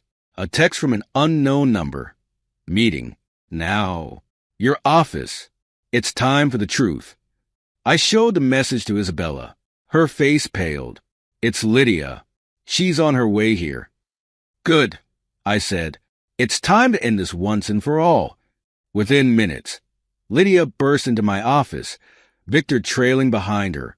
They both looked haggard, desperate. Adrian, Lydia began, but I cut her off. Save it, I snapped. I don't want to hear any more of your lies. It's not lies, Victor interjected. There's something you need to know. Isabella stepped forward. Let them speak, Adrian. I think we all need to hear this. I looked at the three of them, these people who had betrayed me so deeply. Part of me wanted to throw them out, to be done with all of this. But a larger part needed answers. Fine, I said coldly. Talk. What followed was a tangled web of revelations. Isabella admitted to her own affair with Victor years ago, which had led to our estrangement. Lydia confessed that her initial interest in me had been purely financial, but claimed she had grown to love me over time. Victor, looking more broken than I'd ever seen him, laid bare the full extent of his embezzlement and manipulation. As they talked, I felt a strange calm settle over me. These people, who I had once loved and trusted, had caused me so much pain. But sitting here, listening to their pathetic justifications, I realized something. I was free from Lydia's manipulation, from Victor's false friendship, from the weight of Isabella's unspoken resentment, free from the doubts and suspicions that had plagued me for so long. As they finished speaking, all three looked at me expectantly, waiting for my reaction, my forgiveness perhaps. I stood up slowly, my gaze moving from one to the other. Is that all? I asked, my voice devoid of emotion. Lydia stepped forward, tears in her eyes. Adrian, please. We can start over. I know I've hurt you, but no, I said firmly. We can't start over. There is no we anymore, Lydia. There hasn't been for a long time. I turned to Victor. You were my best friend. I trusted you with everything, and this is how you repay that trust. Victor opened his mouth to speak, but I held up a hand. Don't. There's nothing you can say that will make this right. Finally, I looked at Isabella. You're my sister, and you kept this from me. All of it. I'm sorry, she whispered. I thought I was protecting you. I shook my head. You were protecting yourself, just like always. I walked to the door of my office and opened it. I want all of you out of my office, out of my company, out of my life. Adrian, Lydia pleaded, don't do this. I met her gaze steadily. It's already done. Goodbye, Lydia. One by one, they filed out. As Isabella passed me, she paused. What will you do now? She asked softly. I looked at her, feeling a mix of sadness and resolve. I'm going to live my life, on my terms, without any of you in it. The door closed behind them, and I was alone. But for the first time in months, I felt truly at peace. In the weeks that followed, I threw myself into my work with renewed vigor. The company thrived under my leadership, our reputation for integrity drawing in new clients and partners. I also started a foundation, using my wealth and influence to help others who have been victims of betrayal and financial abuse. It felt good to give back, to turn my pain into something positive. One sunny afternoon, I found myself walking through the city park. As I strolled along the path, lost in thought, I quite literally bumped into someone. "Oh, I'm so sorry," a woman's voice said. I looked up to see a pair of kind eyes and a warm smile. "No, it was my fault," I replied, returning her smile. I wasn't watching where I was going. We got to talking, and before I knew it, an hour had passed. Her name was Sarah, and she was refreshingly honest and down to earth. As we parted ways, I felt a glimmer of something I hadn't experienced in a long time. Hope. I didn't know what the future held, but for the first time in ages, I was looking forward to finding out. Standing in my office later that day, looking out over the city I had helped build, I felt a sense of peace wash over me. I had lost a lot, it was true, but I had gained something far more valuable. I had gained myself. This is where our story comes to an end. Share your thoughts in the comment section. Thanks for your time. If you enjoy this story, please subscribe to this channel. Click on the video you see on the screen, and I will see you there. Cheating wife faces unimaginable consequences as husband delivers a shocking surprise mid-affair. Were you aware that the typical high school romance typically lasts approximately 3 weeks? Well, Katie Thomas and Greg Hollander defied that statistic by a whopping 40 years. They first crossed paths when Katie was a freshman and Greg a sophomore. From that moment onward, they were inseparable. Indeed, theirs was a genuine, almost mythical love that endured the trials of time and remained untainted. Interestingly, Kat and I were married for roughly 30 of those years. At the time, I believed our happiness to be genuine.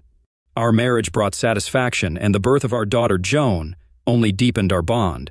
Generally speaking, during those years, I felt content. Allow me to introduce someone who can fill you in on this significant development. I'm Thomas Marsh, and Katie has been my devoted wife for nearly 3 decades. As previously mentioned, Kat and Greg were high school sweethearts, and indeed, she lost her pureness to Greg. It's a known fact that most high school romances come to an end eventually. However, in their case, it seemed more like a temporary hiatus. Since Greg was a year ahead of KTI in school, he aimed to amass wealth after graduation to marry her. This was a narrative my wife often shared throughout our marriage. Following high school, Greg embarked on a pipeline job in Alaska with his uncle, which marked the beginning of trouble. It seems Greg ceased correspondence shortly after arriving, leaving Kat alone during her senior year. She briefly entertained dating someone named Sam or Simpson, but her heart remained steadfastly with Greg. Despite Kat's patient waiting, Greg remained absent and uncommunicative. Evidently, Greg found fulfillment in pipeline work and adopted a somewhat nomadic lifestyle. Convinced that his beloved Kathy was still waiting for him to become affluent and sweep her off her feet upon his return. However, reality painted a different picture. Life moves forward as usual, and nothing remains static. This was true for Katie, who pursued higher education, earned her degree, and crossed paths with me at a party when she was 24. Though I was a bit older at 29, we complemented each other well. I fell for her instantly and believe she felt the same about me. Our marriage was typical, except for a minor hiccup 2 days before our wedding. A letter arrived from Greg, akin to the prodigal son returning home, urging Kat to meet him. Thankfully, Kat's mother intervened, advising her to focus on her new life and not waste time on Greg, whom she referred to as that crap. Following some emotionally charged moments during which I feared Kat might call off the wedding, she went through with it, becoming my wife, Mrs. Katya Marsh. By the time Greg surfaced, we were already on our honeymoon, and in his despair, he apparently enlisted in the Marines. After our honeymoon, we settled into our new routines, with Kat working as a nurse and myself as an insurance adjuster for a major company. While my marriage remained strong, there was one recurring issue. Greg began texting Katie, and she responded willingly. When I questioned the necessity of this, she became defensive, insisting he was just an old friend who needed support, being single and in the Marines, and she was merely writing to uplift his spirits. I cannot claim ignorance, since I was well aware of his consistent correspondence with her and equally aware of her reciprocal letters. Despite efforts from both her family and myself, she persisted until news arrived that he had married someone at his station, putting an end to their communication and restoring my peace of mind. Over the next 3 years, she received just 3 Christmas cards from Greg, and that was the extent of it. During this pause in communication with Greg, our daughter Joan was born. With our newborn in tow, Kathy and I joined forces and diligently worked to build a home and farm to provide Joan with a good life. Those were indeed good days, and we worked together harmoniously to nurture and raise our child. However, as is often the case, a disruption arose. One day, Katie received a letter from Greg. Though she never discussed it, I observed our stamp consumption increasing, leading me to conclude she had resumed correspondence with him. Despite this, I chose to overlook it, considering his duty to protect democracy while I ensured my family's well-being. If they chose to write to each other, I deemed it their business, regardless of my sentiments. Eventually, Kat began sharing with me some tidbits she had gleaned from Greg. He had divorced his first wife but remarried. He had seen combat and was apparently highly decorated. While I listened with only partial attention, Katie spoke with pride about her former Marine. I gently corrected her, reminding her he preferred to be called a Marine, not a soldier. Katie chuckled sweetly and remarked that she should be cautious.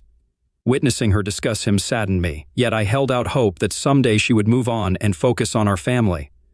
Unfortunately, that day never came.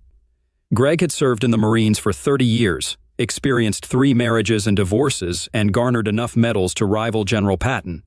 I realized with dismay that while Greg had become more charming to my wife over the years, I had simply grown older and more predictable. My only solace was the hope that Greg, upon discharge, would settle far from us. Regrettably, that was not the case, and here we are now. Our daughter Joan is now a grown woman, married to a wonderful man named Frank Campbell. Even more delightful news is that they are expecting their first child. At 60, I eagerly anticipate reaching the milestone age of 65, when I can retire and enjoy my remaining years in peace and tranquility. Katie still looks as radiant as ever and has the ability to make my heart skip a beat. Little did I realize that the peace in my life would soon be shattered. One Thursday, upon returning home, I found Kat dressed impeccably, informing me of a dinner reservation at 7. Initially perplexed, I searched my memory for any forgotten anniversary or birthday, only to realize that was not the case. So I went along with it, heading to our bedroom to freshen up and attempt to match Kat's elegance. Dinner was fantastic, and the restaurant was crowded, leading me to suspect Kat had more on her mind than just enjoying the food. As we reached the end of our meal, I turned to her and said, "All right, now you can tell me. I'm in a good mood and won't cause a scene." One of my idiosyncrasies is that I never lose my temper in public. Working in the insurance industry teaches you to keep your composure in public, and that habit spills over into my personal life. Kat understood this about me. Over the years, whenever she had something potentially upsetting to share, she'd choose a public setting to break the news. Tonight, I sensed something was off just by looking at her face. After 30 years together, you become adept at reading your partner. I had a sense of foreboding tonight, convinced it would ruin my evening. Finally, with apprehension, she delivered the news. "Tom, I think you should know that Greg is back." I suddenly felt queasy, but I knew it wasn't the food's fault. I stared at her, waiting for more information, but Kat just looked at me thoughtfully. Finally, I broke the awkward silence. "When you say back, do you mean he's back from vacation?" She shook her head and said very quietly, "No, Tom. He's not on vacation. He was discharged from the army and bought a house 2 streets away from us."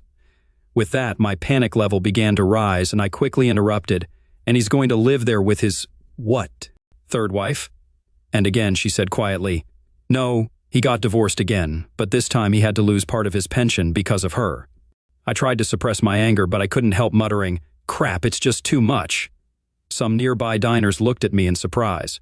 My swearing wasn't because Greg had lost part of his pension to his ex, but because he'd moved closer to us, and I needed to understand his motivation for doing so. I became more assertive. Katie, you haven't met Greg, have you? The expression on her face answered my question. She didn't even respond when I asked my next question. When and how did this happen, Katie? She also looked a little down when she answered, yesterday he stopped by our house to tell me that we are now neighbors. My heart was racing and I continued the interrogation, very afraid of what I might find out. Did you sleep with him, Kat? Once again, her expression told me everything before she confessed, I did it, Tom. But it's not what you think. I peered into her eyes and almost growled. I believe, Kat, that my faithful wife slept with someone other than her husband. Now, explain to me why this isn't what I think it is. I did it because he needed me, Tom. When he approached me, he seemed so lost. He's struggling with anxiety or something about a divorce, and he needed me desperately, so I tried to help him. I love you, Tom, but I realize I still love Greg too. So there it was. My wife had slept with Greg, and he used PTSD and divorce as his way back into Kat's heart and her bed. I stared her down and spoke as firmly as ever in our marriage. All right, Kat, the damage is done. We can work through this and reclaim our lives, but you can't sleep with him again. Do you understand? She looked at me tearfully and said quietly but firmly, I can't promise that, Tom. I love him, and he needs me more than you. It was shocking to hear those words from her, but a public restaurant wasn't the place for our private turmoil. I signaled the waiter for the bill. 10 minutes later, we were in the car heading home. When I pressed the issue again, Kat, how can you be with him knowing you have a husband? Have you forgotten the vows we made almost 30 years ago?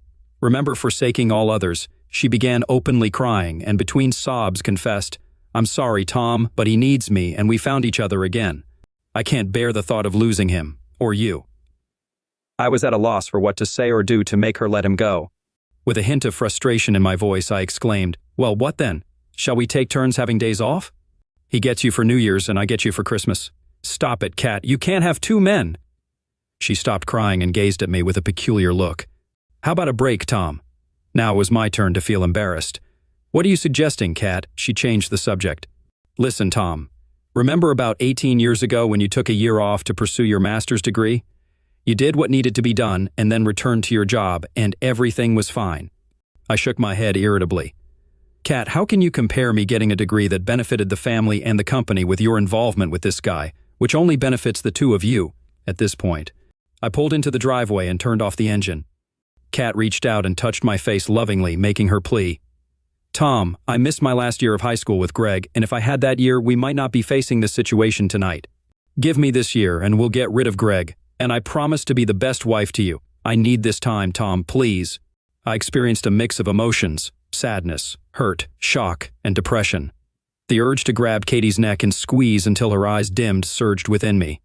However, I recalled stories about prison and how cuckolded husbands forfeited their freedom and property in fits of rage. I stated, all right, Kat, if this is truly what you desire, feel free to proceed. But it's crucial to note, don't expect my approval. And let me be clear, I don't wish to see or hear from you in any capacity for the entire year. Understand? Also, be aware that in a year you may have no one to return to. I hoped that the strict conditions I set for her vacation might dampen her enthusiasm, but it seemed futile. She appeared deaf to my words after agreeing. After kissing my cheek, she expressed gratitude and assured me that I wouldn't regret it. I shook my head and conveyed that it was too late, and I already regretted it. That night, she desired closeness, but I chose to ignore her. The mere thought of her with Greg made me feel nauseous, and I couldn't bear physical closeness. As we prepared for bed, I grabbed a pillow and informed her I would sleep in the guest room. I noticed this deeply hurt her, and part of me was glad, hoping she might reconsider her plans. The following morning, I woke up hoping that last night was merely an aberration, and that Kat would have a change of heart in the daylight. I was mistaken. Upon entering the kitchen, I found her preparing breakfast, looking as if she just won the lottery. She smiled at me and gestured towards the calendar hanging on our wall. I couldn't help but notice that today's date, June 6th, was encircled by a thick black line. As I sat at the table, I contemplated the irony of this date. In 1944, thousands of soldiers and sailors fought to liberate Europe from tyranny, yet today, I lost my wife to another oppressor. Katie seemed almost giddy as she served me breakfast. Placing it in front of me, she said, I understand your concerns, my love, but a year from today, I'll return to you and be solely yours. I truly need this time to sort things out and clear my head, and I promise you won't regret it. She smiled contentedly at me before continuing. I called Greg this morning while you were still asleep and informed him about your permission for my vacation. He'll pick me up in an hour." With every word she spoke, my heart sank, but I felt compelled to give her another chance. "Kat, you don't have to go through with this. I implore you to take more time to reconsider. You can't be certain that in a year you'll be free from him. Focus on freeing yourself from his hold and working on repairing our marriage. I ask you not to risk destroying what we have."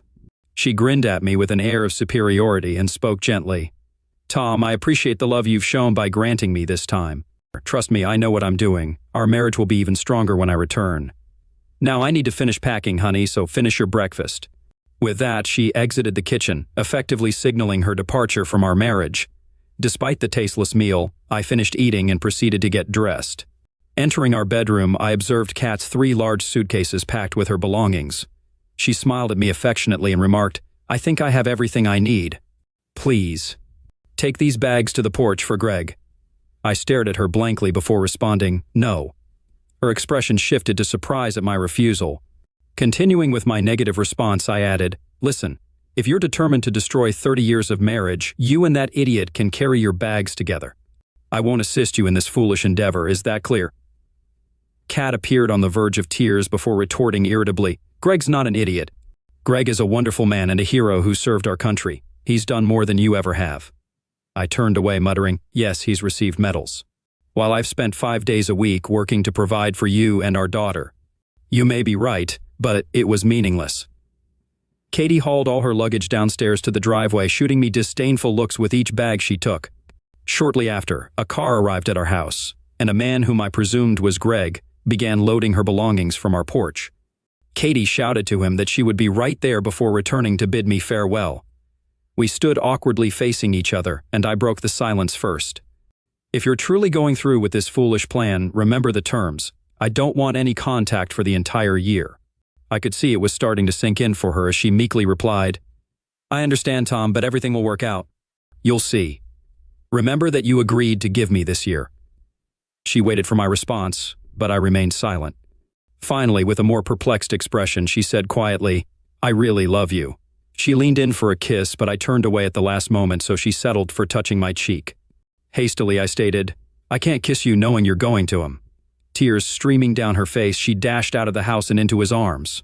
Standing at the front door, I watched her embrace him passionately, feeling rage surge within me.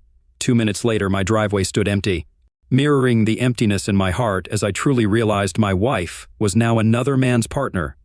I called in sick to work that morning and promptly went to the hardware store to purchase new locks. Spending the entire morning, I replaced the locks on the house and updated the security codes on the alarm system. Fortunately, it kept me busy and diverted my thoughts from Katie. However, once I finished, the sadness returned, crashing over me like a wave on the shore. Then I resorted to what many would do in such a situation. I turned off our home phone and began heavily drinking.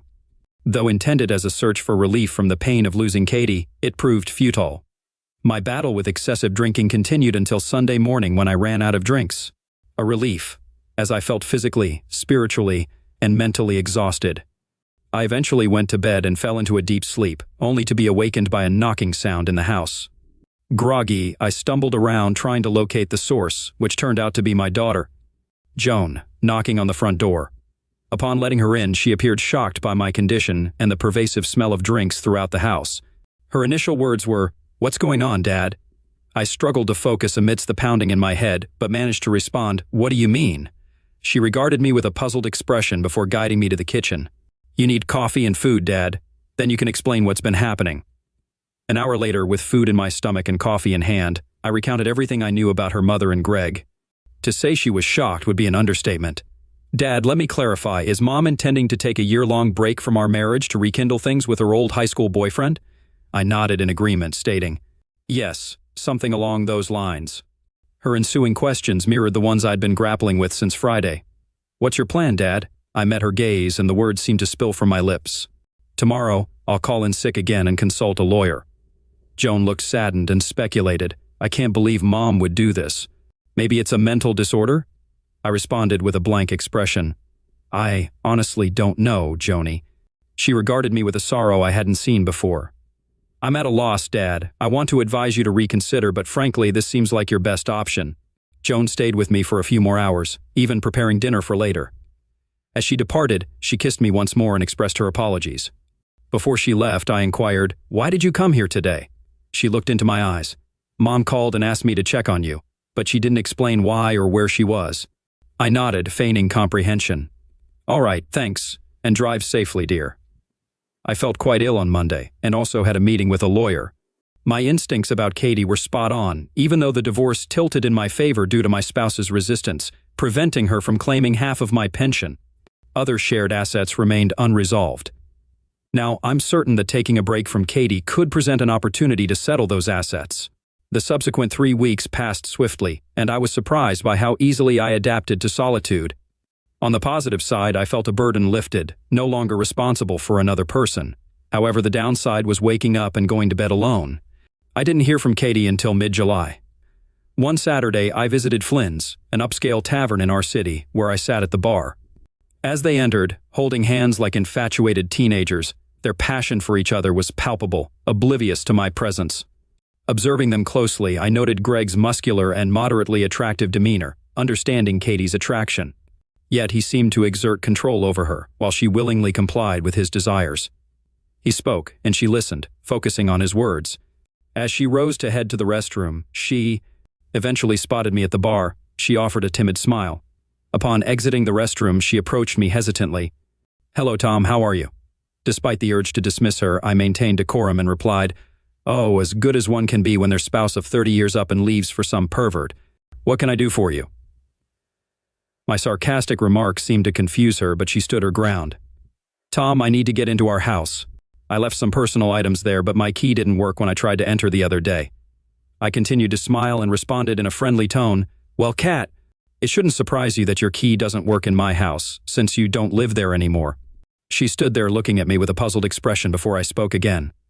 "I think you better get back to your boyfriend before he gets worried."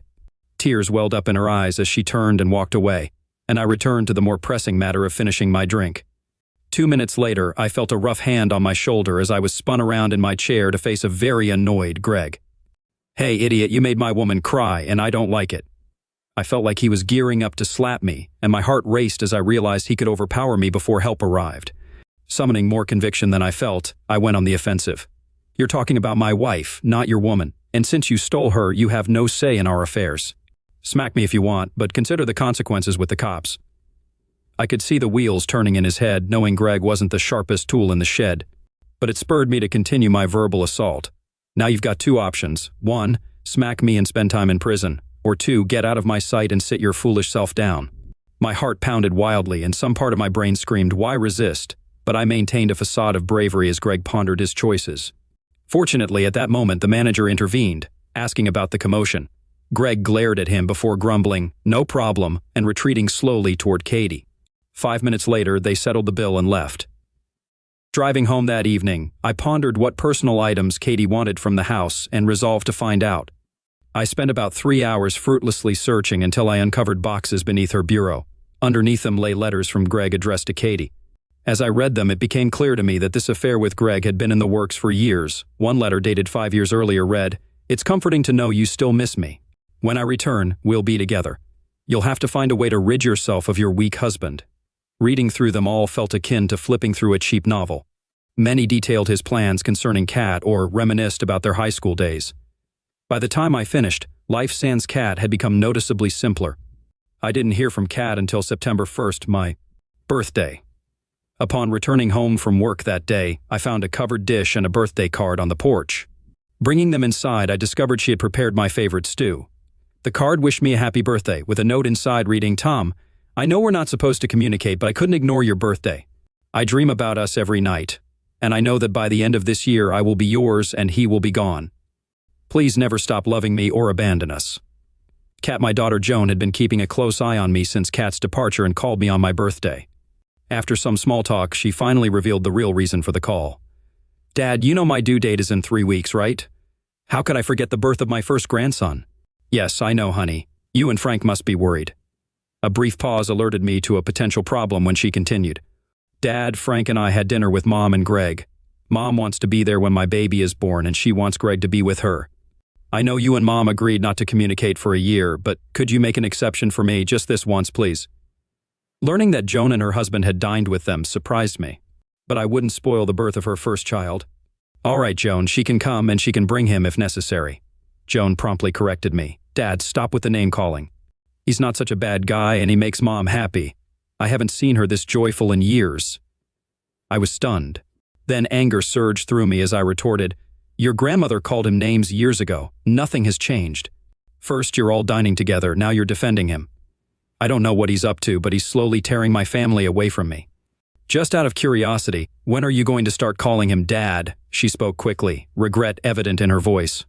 Dad, I'm so sorry, I didn't mean it like that. I can imagine how you feel, and I'm truly, I interrupted her apology and said coldly, It's okay. Forget about it. Listen, I have something in the oven I need to attend to. Behave. She said she loved me and hung up. It was probably then that I realized my life would never be the same, and it was time to resist. Firstly, I began liquidating my assets to reduce my worth. Secondly, I shed my fear and re-entered the world. The next days were stressful. First, I received legal advice on asset management from my lawyer. Then, I obtained self-defense insurance in the form of a stun weapon, prepared for any altercation with Greg.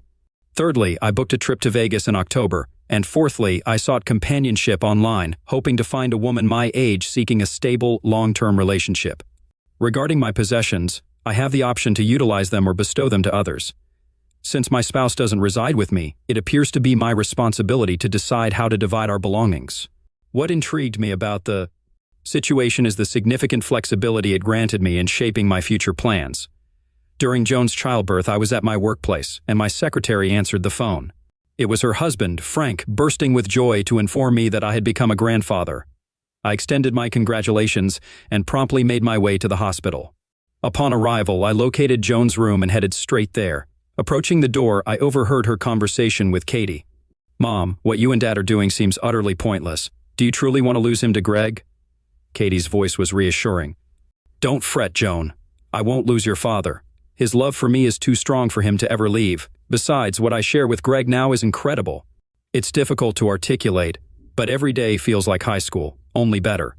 Now that we can be together physically, he treats me like I'm his princess, and he sweeps me off my feet every night. I've never experienced such incredible closeness in my life. I'll genuinely miss this when I go back to your father. Joan's voice dripped with disdain. Mom, I don't want to hear about your bed life with Greg. I acknowledge he's an exceptional man and you two seem perfectly matched. But I want my child to have grandparents who are together, not separated or arguing. Please, Mom, you need to return to Dad, and you'd better do it before it's too late. He might be dull and predictable and definitely not in the same league as Greg, but Dad will always be there for you. Greg is undoubtedly a catch, but all ships sail eventually. On the contrary, Dad is a steady presence. He won't abandon you if you do everything right. If necessary, beg him on your knees, but convince him to take you back. There was a brief silence before Joan fervently pleaded, Mom, don't wait too long or you might lose him. Kat's voice betrayed her misguidedness once again. You don't need to worry about your father and me. When I'm done with Greg, he'll welcome me back with open arms. Joan's voice held a heavy dose of skepticism. I understand you think you know Dad, but I've seen and spoken to him and he's changing. And not for the better, it seems. He appears bitter and more distant since you left. Are you really willing to risk our good 30-year marriage for your high school sweetheart?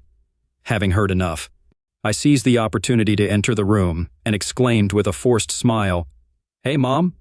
Congratulations on your new son. You two must be thrilled. I went over and embraced Joan, pointedly ignoring Katie. It was immature of me, but it seemed easier at that moment. Katie shot me a dirty look, but Joan beamed as she asked, Have you seen him yet, Dad? I shook my head. No, sweetie, I just came to check on you.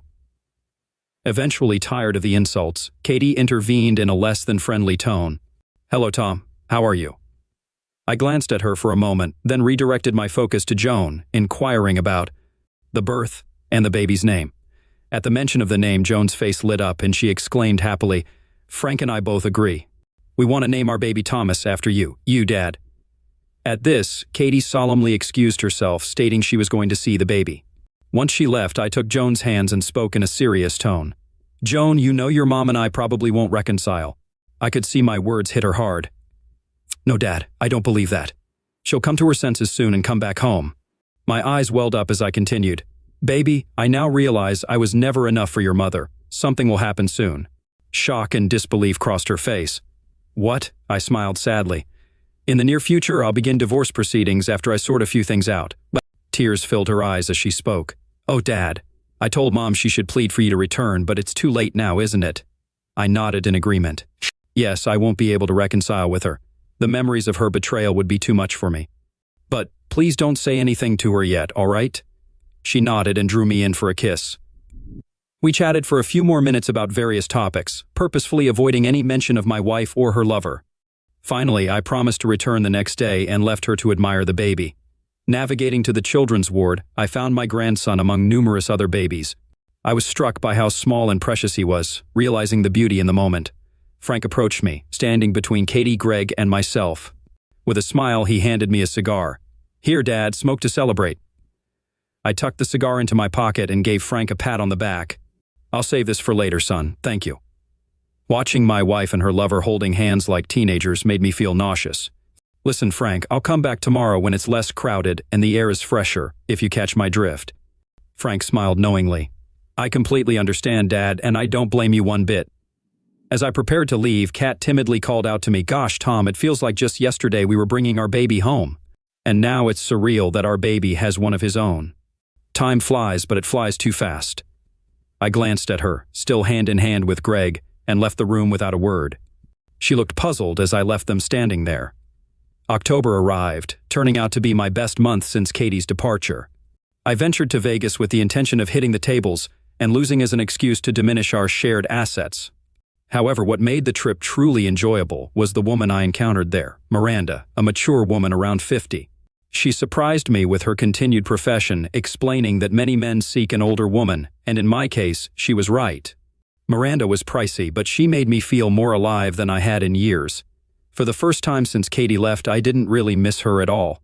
Miranda was skilled both in and out of bed, and she showed a genuine interest in me, probing for details about my soon-to-be ex-wife and her new partner.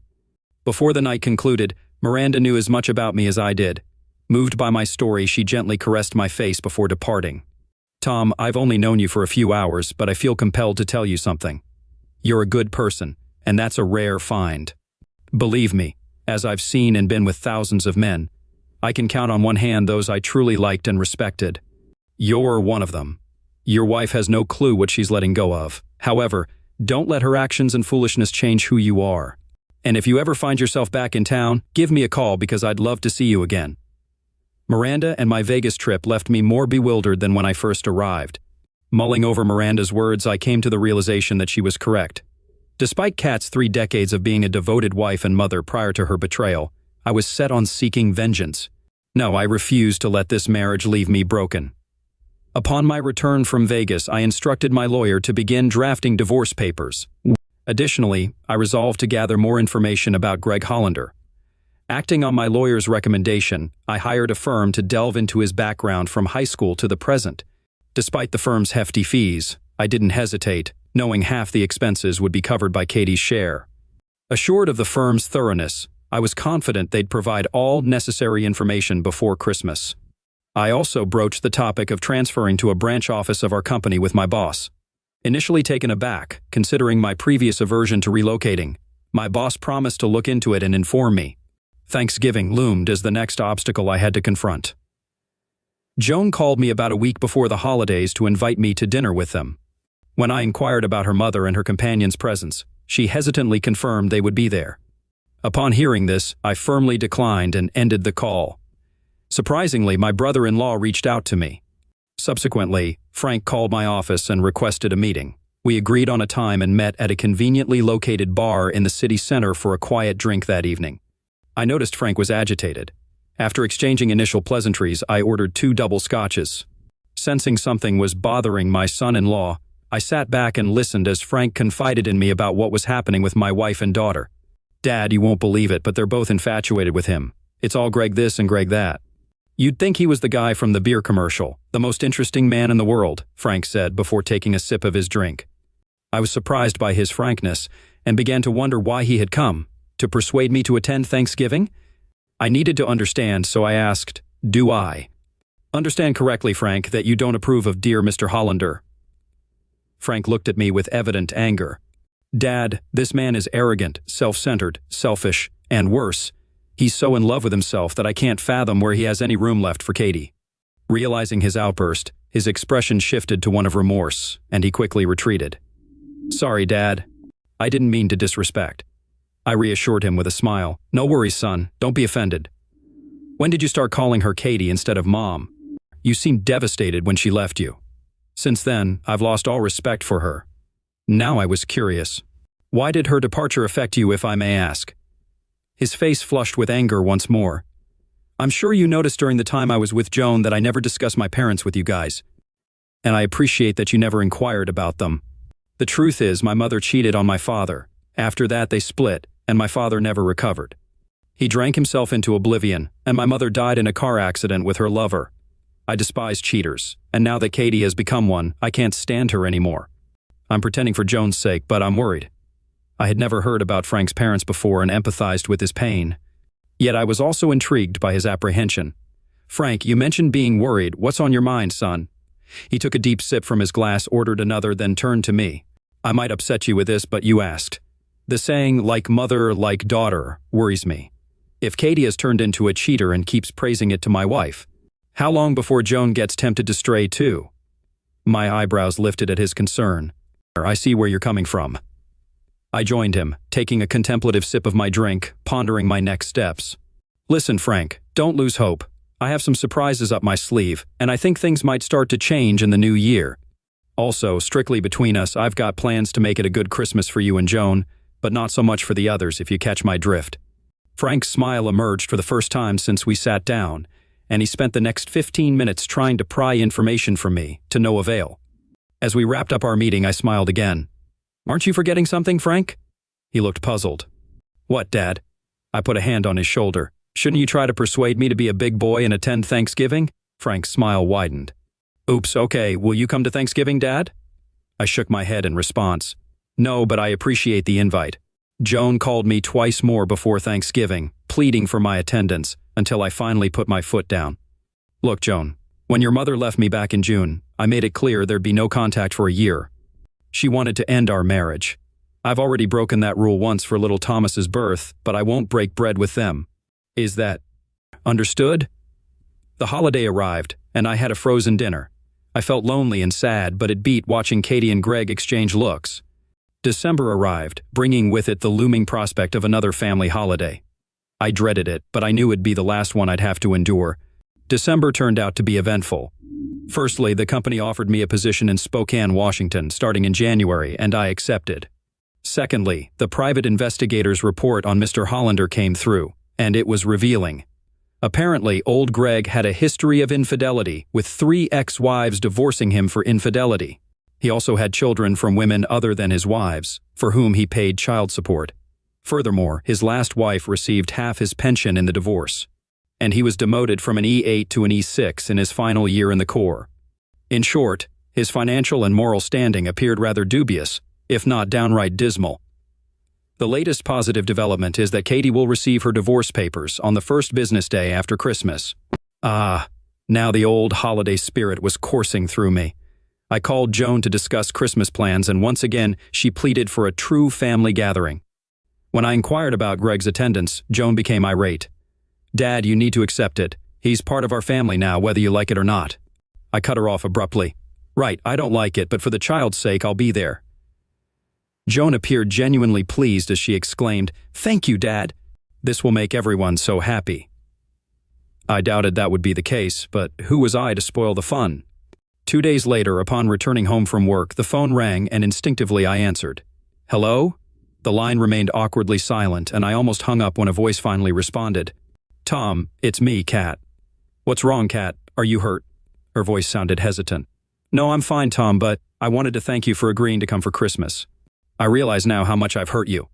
We've never spent a holiday apart in 30 years. I was miserable at Thanksgiving, living without you, and I've been reminiscing about us so much lately. I cut short her nostalgic trip. Well, Katie, I'm glad to hear you reflect on us. However, I must remind you that when you initiated this separation, I insisted on no communication between us. I made an exception for Christmas Day, so I believe we should end this conversation now. Goodbye. After hanging up, I felt awful. I had never spoken to her so harshly in our entire 30-year marriage. But as guilty as I felt about my words, it didn't compare to the day she left me. The month passed slowly, allowing ample time for Christmas shopping. I made sure to buy gifts for everyone. Additionally, I packed belongings for my new job and rented a car for the cross-country drive. I also conversed with a helpful woman at my new office, who informed me she had selected a few well-appointed furnished apartments near the office. The pleasant surprise was that she would personally show them to me upon my arrival in Spokane. Yes, everything was falling into place for me. Arriving at Joan and Frank's on Christmas Day in December, I discovered Katie and her partner had already arrived. Joan warmly embraced me, commenting on the surprise before returning to dinner preparations. I smiled inwardly, thinking, if only she knew what a true surprise this was.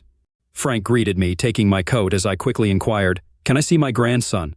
Frank nodded, mentioning the baby was asleep in the nursery, but I could visit quietly.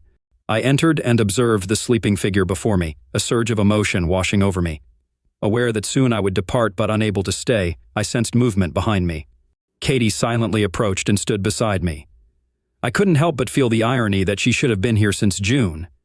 Katie whispered, "We have a wonderful grandson, Tom." Filled with sadness, I replied, "Yes, Katie, but who will he call Grandpa? Me or the fool or both?" Katie seemed taken aback. "Why would you say that? You're the only grandfather this child will ever have, Tom." I murmured quietly, "Let's hope you're right, Katie," and then I left the room. The following hours were filled with conversation between Frank and me, while Joan, Katie, and Greg appeared lost in their own world. I was disappointed at how quickly my daughter fell for Greg's charms. Frank seemed equally unhappy, but I reassured him, promising changes that night. His eyes gleamed as he whispered, "I hope so, Dad. I can't stand that fool around her anymore. At this rate, he'll soon be cozying up to Joan." Dinner was served, and although the food was delicious, the company was lacking. Once again, I felt no desire to converse with my wife or her partner, and Frank seemed hesitant to speak up as well. The only one who spoke was Greg, regaling the women with tales of his bravery.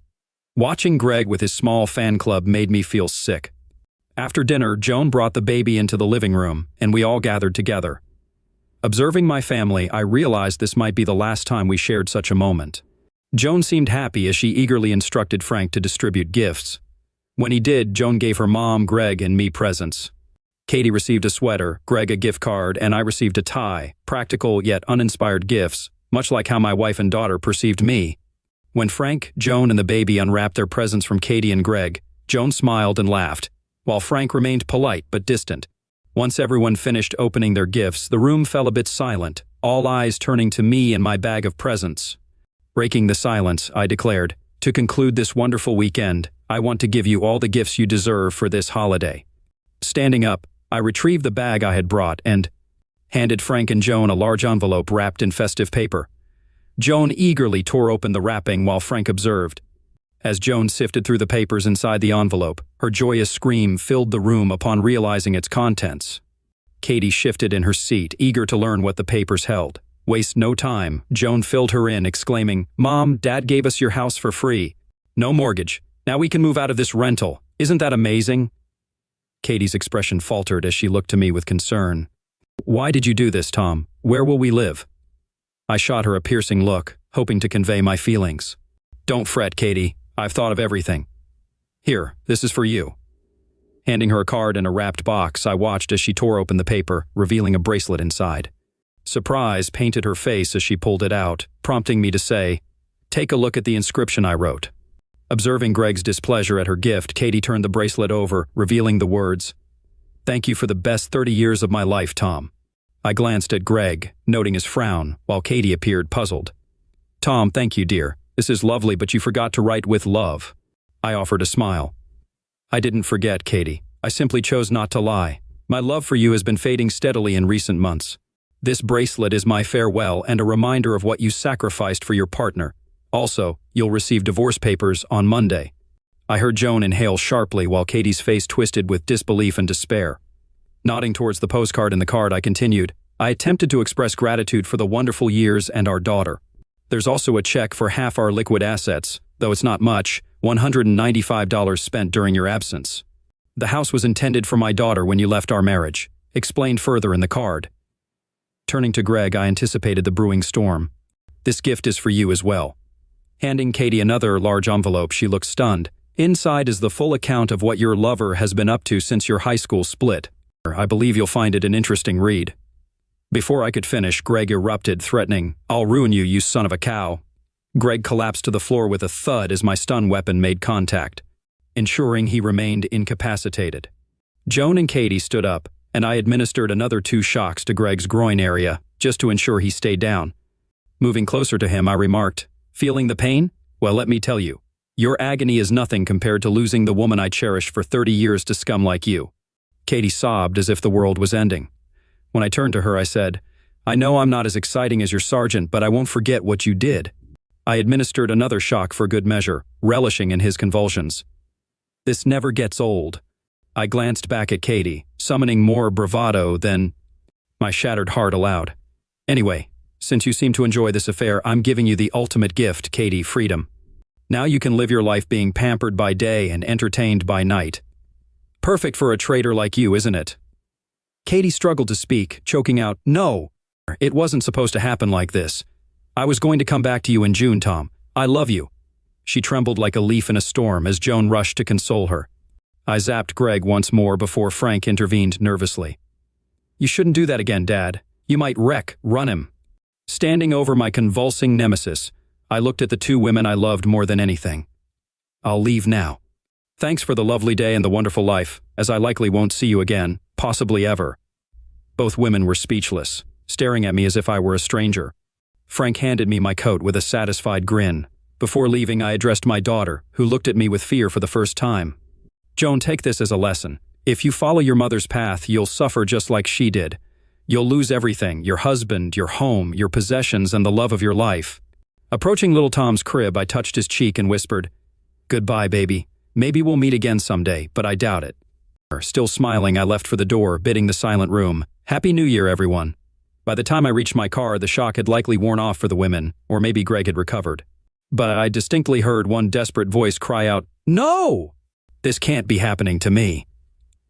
Starting the engine, I thought about Vegas on my way to Spokane, where seeing Miranda again wouldn't be unwelcome. As I backed out, Frank emerged from the house, smiling and waving, and I returned the gesture before driving off into a new life out west. Welcome to another story on Cheating Tales Lab. We're so happy to have you here, and today's story is one we think you'll really enjoy. So without further ado, let's begin. Zephyr Blackwood's keys jangled as he fumbled with the lock. A bouquet of blue orchids cradled in one arm and a small velvet box tucked securely in his pocket. The house was unnaturally quiet as he stepped inside, the silence pressing against his ears like a physical force. "Lyra," he called out, his voice echoing through the empty rooms. No answer. Something was off. Zephyr's eyes darted around, taking in the subtle signs of disturbance. A photo frame lay face down on the side table, its usual place marred by its absence. As he moved further into the house, the wrongness intensified. In the kitchen, Lyra's favorite mug lay shattered on the floor, its pieces scattered like fallen stars.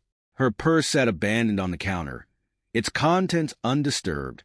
The orchids suddenly felt heavy in his hands, their delicate petals a mockery of the celebration he'd anticipated. Zephyr's heart raced as he made his way to the living room. Lyra's phone rested on the coffee table, its screen a web of cracks. He picked it up gingerly, as if it might bite him. The cracks spread outward from the center, like the tendrils of a sinister conspiracy reaching into his life. With trembling fingers, he pulled out his own phone and dialed Iris Zhao's number. Lyra's best friend picked up on the third ring, her voice pitched oddly high. "Hello? Zephyr? Iris, have you seen Lyra? She's not home, and things look strange." There was a pause, too long to be natural.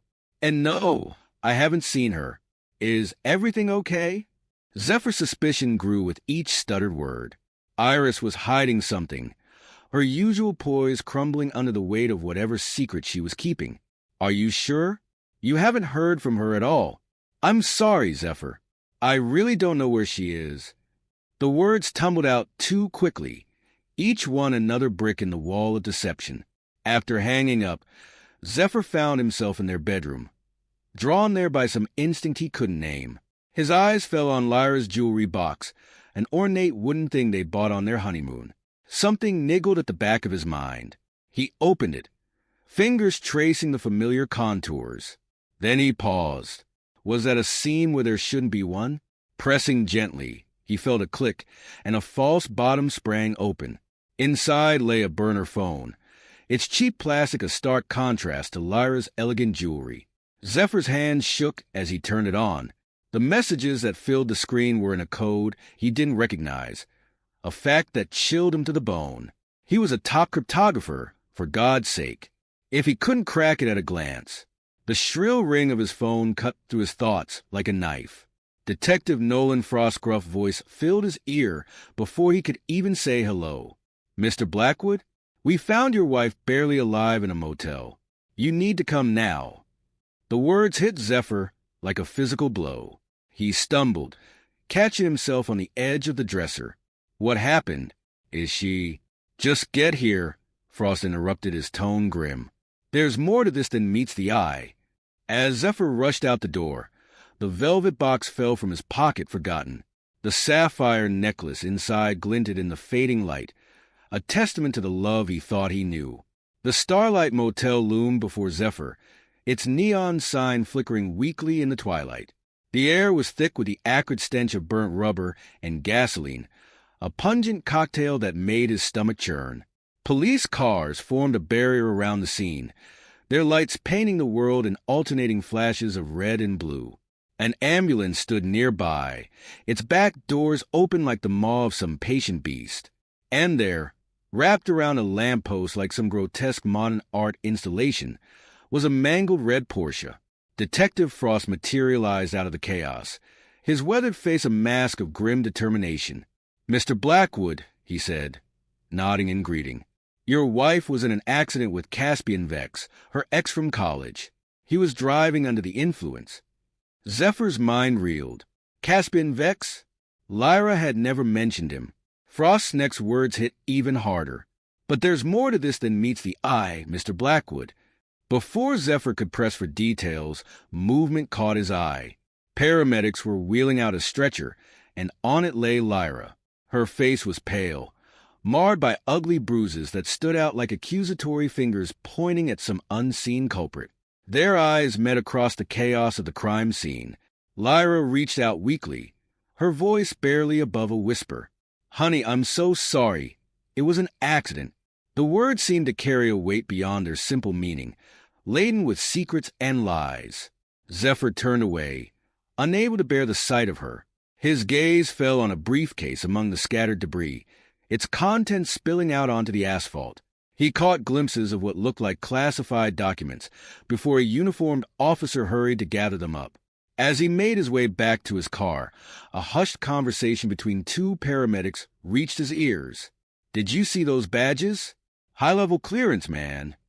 "Yeah, and those encrypted hard drives? What the hell were they doing here?" Zephyr's mind whirled, pieces of a larger puzzle beginning to take shape. What had Lyra gotten herself into? And more importantly, what had she dragged him into along with her? The sterile corridors of the National Cyber Defense Agency headquarters seemed colder than usual as Zephyr made his way to his office. The events of the past few hours had left him feeling like a stranger in his own life. With practiced ease, he bypassed the standard security protocols and accessed the agency's personnel files. His fingers flew over the keyboard, searching for a name he'd never thought he'd need to know. Caspian Vex. There it was. Hired 3 months ago as a cybersecurity consultant. Zephyr's eyes narrowed. It was a vague title, the kind used when someone needed access but didn't want to draw attention. Red flags unfurled in his mind, each one a warning he'd failed to heed. Burning the midnight oil? Zephyr nearly jumped out of his skin. Raven Coe stood in the doorway, her sharp eyes taking in his disheveled appearance and the classified files on his screen. "Raven, He hesitated, weighing his options. Then, making a decision, he gestured for her to come in. "I need your help, but this stays between us." In a secure room, away from prying eyes and ears, Zephyr laid out the situation. Raven listened, her brilliant mind already connecting dots he hadn't even seen. "We need to look at the access logs," she said, her fingers dancing across a keyboard. "If what you're saying is true, there should be a pattern." Hours passed in a blur of code and caffeine. As the first rays of dawn crept through the windows, they had their answer. A series of minor but strategic security breaches over the past 6 months, all traced back to Zephyr's credentials. But the timestamps. I wasn't even in the building for some of these, Zephyr muttered. Raven's voice was grim. Someone's been using your access and doing a damn good job of covering their tracks. They dug deeper, following digital breadcrumbs through the labyrinth of the agency's systems. And then they found it. Fragmented connections between Caspian Vex and chatter about a group known as the Cypher Syndicate on the dark web. I've heard whispers about them, Raven said, her face illuminated by the glow of the screen. They're planning something big, a cyber attack that could cripple entire nations. The implications hit Zephyr like a physical blow. Lyra had been using their marriage as a cover, feeding classified information to the Cypher Syndicate through Caspian. But why? What could possibly drive her to betray not just him, but their entire nation? With trembling hands, he pulled out the burner phone he'd found in Lyra's jewelry box. The encrypted messages that had baffled him earlier now seemed to mock him with their secrets. "Can you break this?" he asked Raven, handing her the phone. Her eyes lit up with a challenge. "Give me an hour." 53 minutes later, Raven's triumphant cry broke the tense silence. "I'm in." Zephyr leaned over her shoulder, his heart pounding. As the decrypted messages filled the screen, he felt the last remnants of his world crumble around him. Lyra wasn't just having an affair or stealing information. She was a deep-cover operative for the Cypher Syndicate, planted years ago to infiltrate the agency through him. Their entire relationship, their marriage, their life together, it had all been a lie. As the weight of the betrayal crashed over him, Zephyr gripped the edge of the desk, his knuckles turning white. He'd thought he was living a love story. Instead, he'd been an unwitting pawn in a game of international espionage. And now, it was time to change the rules. The antiseptic smell of the hospital corridor assaulted Zephyr's nostrils as he made his way to Lyra's room. A manila envelope containing divorce papers was tucked under his arm, its weight a constant reminder of the betrayal that had shattered his world. Room 307. Zephyr paused at the door, steeling himself for what lay ahead. He pushed it open, the hinges squeaking softly as if protesting the intrusion. The sterile whiteness of the hospital room was a stark contrast to the warmth their home once held. Lyra lay in the bed, looking small and vulnerable in her hospital gown. Her eyes widened as she saw him, a mix of emotions flashing across her face. Relief, fear, and something else Zephyr couldn't quite place. "Zephyr," she began, her voice cracking. "I can explain." He cut her off with a raised hand, his face an impassive mask. Without a word, he placed a manila envelope on her bedside table. The soft thud it made seemed to echo in the silence of the room. Lyra's eyes darted to the envelope, then back to Zephyr. Understanding dawned on her face, followed quickly by panic. "Please, just let me." The door opened again, cutting off her plea. Caspian Vex sauntered in, his arm in a sling and a nasty gash running across his forehead. The smug grin on his face faltered slightly as he registered Zephyr's presence. Well, Caspian drawled, recovering quickly. "If it isn't the man of the hour." Zephyr's jaw clenched, his hands balling into fists at his sides. The tension in the room was palpable, thick enough to cut with a knife. Caspian's next words hit like a sledgehammer. "I suppose introductions are in order. Zephyr Blackwood. Meet Lyra's handler in the Cypher Syndicate." "Oh, wait, that's me." Lyra's sharp intake of breath was the only sound in the room. Zephyr's mind raced, processing this new information. He'd suspected, of course, but hearing it confirmed so brazenly. "What do you want?" Zephyr managed to grit out, his voice low and dangerous. Caspian's smirk widened. "Straight to business. I like that." He lowered himself into a chair, wincing slightly as the movement jostled his injured arm. "We want your cooperation, Zephyr. Your expertise, your access. In return, we don't expose certain indiscretions from your past." Zephyr's blood ran cold. How could they possibly know about That's right, Caspian continued, clearly enjoying himself. Lyra here discovered a rather interesting ethical breach from your early days at the agency. Wouldn't want that getting out, would we? Zephyr's face remained impassive, but his mind was working overtime. He needed time, needed to think. I need some time to consider this, he said, allowing a hint of vulnerability to creep into his voice. Caspian nodded, seemingly satisfied. Take all the time you need. We'll be in touch. As Zephyr turned to leave, his hand brushed against the get-well card in his pocket. In one smooth motion, he placed it on Lyra's bedside table, right next to the divorce papers. The high-tech listening device hidden within would pick up every word spoken in this room. With a final, inscrutable look at Lyra, Zephyr walked out, the first step of his counter-strategy set in motion. The game was on, and he intended to win. Artemis Steele's office was a fortress within a fortress. Zephyr had been here countless times before, but never like this. Never with the weight of betrayal and conspiracy hanging over his head. Director Steele herself was a formidable presence, her sharp eyes seeming to pierce right through him as he laid out everything he'd uncovered. The burner phone, the security breaches, the cipher syndicate, Lyra's true identity. He held nothing back. As he finished his report, Steele leaned back in her chair, her fingers steepled under her chin. The silence stretched on, broken only by the soft ticking of an antique clock on the wall. Finally, she spoke. This goes deeper than we ever imagined. Her eyes narrowed as she absorbed the information. We need to turn this to our advantage. Zephyr nodded, relieved that she believed him.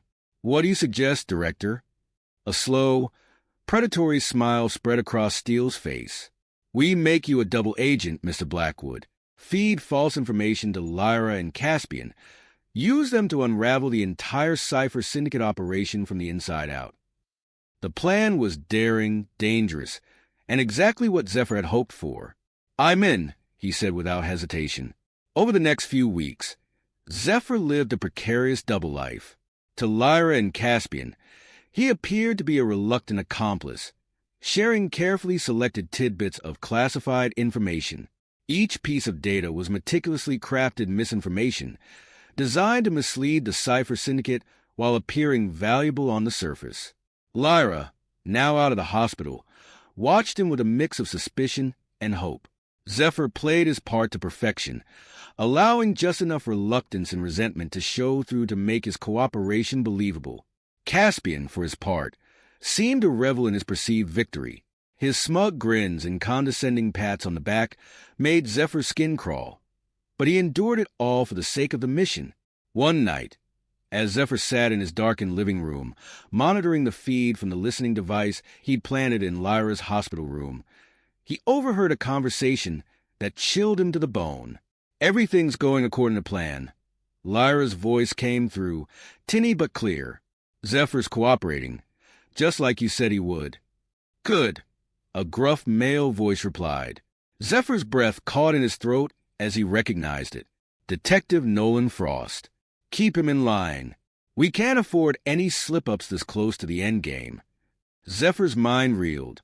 Detective Frost, the man in charge of investigating the motel incident, was on the Cipher Syndicate's payroll. The conspiracy ran deeper than he had ever imagined.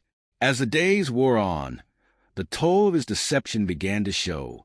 Dark circles appeared under his eyes. His movements became jittery and unpredictable. Raven, ever observant, couldn't help but notice. Zephyr, she said one day, cornering him in a secure room at the NCDA. What's going on with you? And don't tell me it's nothing. I know you better than that. For a moment, Zephyr considered brushing her off, but the concern in her eyes, the genuine worry in her voice, broke through his defenses. In a moment of vulnerability, he found himself confiding in her about the emotional turmoil he was experiencing. I feel like I'm losing myself, he admitted, his voice barely above a whisper. Every lie, every piece of false information I feed them, it's like I'm chipping away at who I am. Raven listened silently, her presence a comforting anchor in the storm of his emotions. When he finished, she placed a hand on his shoulder, her touch grounding him. "You're not losing yourself," she said firmly. "You're fighting for what's right, even when it's hard. That's who you are, Zephyr. Don't ever forget that." Her words, simple yet powerful, gave Zephyr the strength to continue. As he navigated this treacherous path, Raven's support became his lifeline, a reminder of why he was fighting in the first place. The abandoned subway station loomed before Zephyr, its entrance a gaping maw in the side of a decrepit building. Graffiti covered every available surface, and the air was thick with the musty smell of decay and neglect. Zephyr adjusted his glasses, ensuring the hidden camera was in place. The live stream to the secure NCDA server was already running, capturing every detail of this clandestine meeting with the Cypher Syndicate leaders. As he descended into the bowels of the station, the dank atmosphere closed in around him. Flickering lights cast eerie shadows on the walls, and the sound of dripping water echoed ominously in the distance. The syndicate members were already gathered, their faces partially obscured by the poor lighting. Zephyr recognized Caspian and Lyra among them, along with a few others he'd seen in surveillance photos. As the meeting progressed, Zephyr's blood ran cold. The Syndicate's ultimate plan was far more ambitious and devastating than anyone had anticipated. They intended to crash the global financial market using stolen algorithms, creating worldwide economic chaos on an unprecedented scale. Zephyr kept his face impassive as he absorbed this information, but inside, his mind was racing. The implications were staggering. Millions of lives would be affected, entire nations brought to their knees. He knew then that the stakes of his mission had just been raised exponentially. In the days that followed, Lyra made several attempts to rekindle their relationship. Her touches, once a source of comfort and joy, now felt like poison on Zephyr's skin. Her words of love and regret rang hollow in his ears. "I never meant to hurt you," she whispered one night, her hand on his arm. "You have to believe me, Zephyr. Everything I've done, it was for a greater cause." Zephyr played along, forcing himself to respond with just the right mix of hesitation and lingering affection. All the while, he documented every interaction, building a case that would eventually bring the entire syndicate crashing down. Caspian, meanwhile, grew increasingly paranoid. Zephyr often caught him watching with narrowed eyes, as if trying to peer into his very thoughts. "I want round-the-clock surveillance on Blackwood," Caspian barked at one of his underlings. "If he so much as sneezes, I want to know about it." This new level of scrutiny complicated Zephyr's covert activities. Communication with Director Steele and Raven became a dangerous game of cat and mouse. He found himself employing ever more creative methods to pass along crucial information without detection. Late one night, as Zephyr was in the middle of transmitting a particularly sensitive piece of intel to Director Steele, disaster nearly struck. The door to his office began to open, the handle turning agonizingly slowly. Zephyr's heart pounded in his chest as he scrambled to hide the evidence of his true allegiance. Just as the door swung open, revealing one of Caspian's men, Raven's voice came through on the intercom. "Zephyr, I need you in the lab right away. We've got a situation with the firewall." The syndicate member hesitated, then grudgingly allowed Zephyr to leave.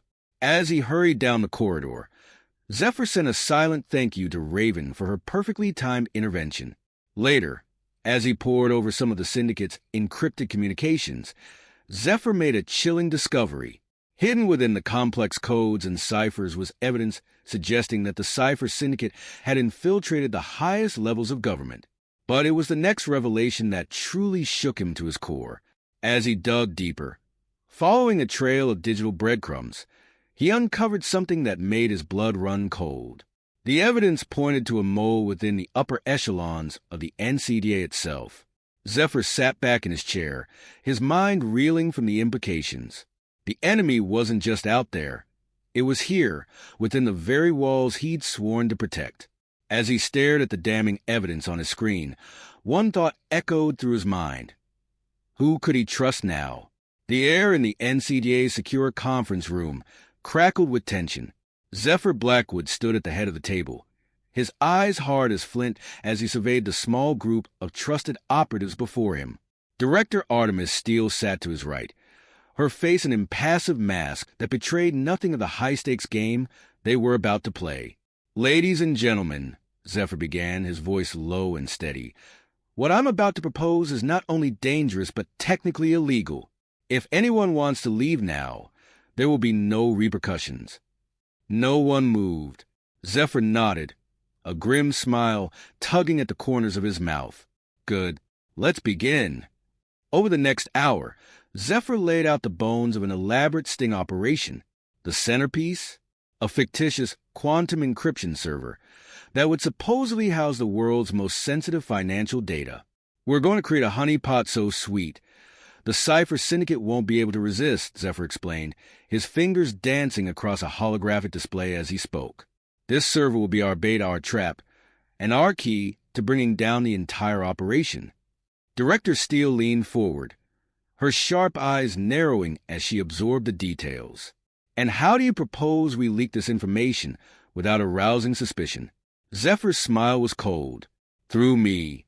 I'll feed the information to Lyra and Caspian, bit by tantalizing bit. They think they have me under their thumb. It's time we use that to our advantage." As the meeting progressed, the plan took shape. Carefully controlled leaks, strategically placed vulnerabilities, all designed to draw the Cypher Syndicate into a trap of the NCDA's making.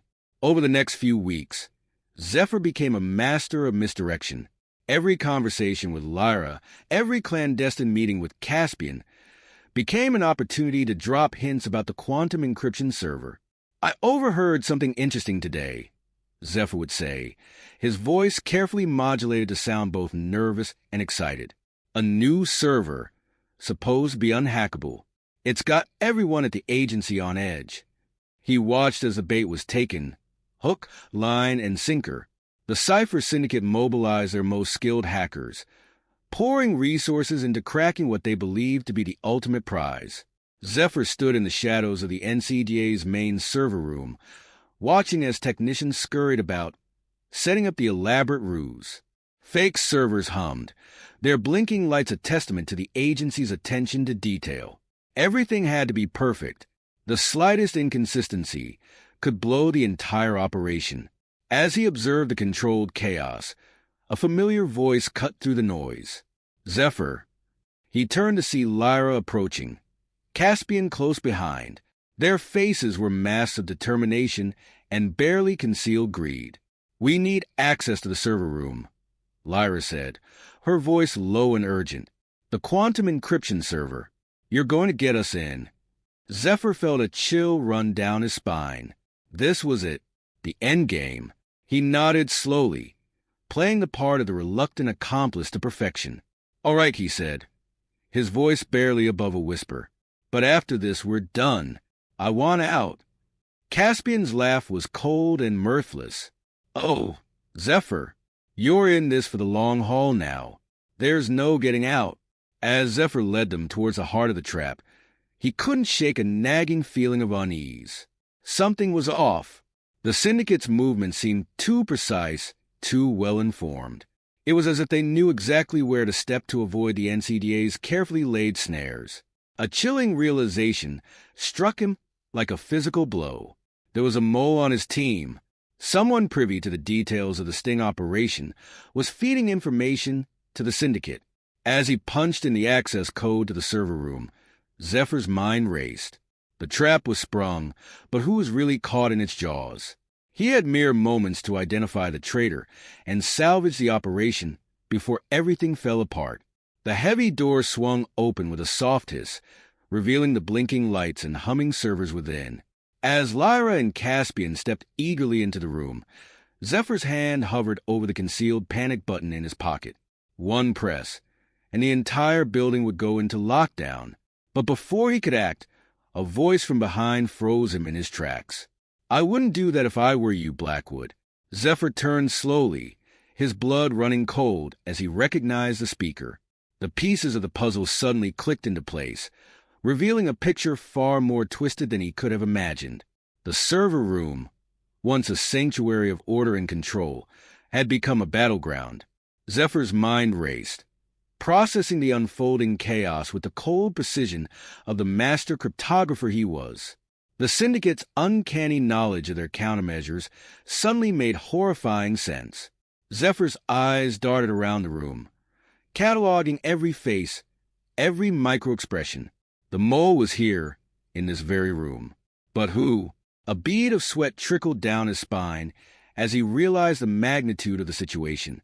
The entire operation was unraveling faster than he could patch the holes. He was going to have to improvise, relying on years of experience and the razor-sharp instincts honed through countless cyber battles. Impressive setup, Zephyr. Caspian's voice dripped with smug satisfaction.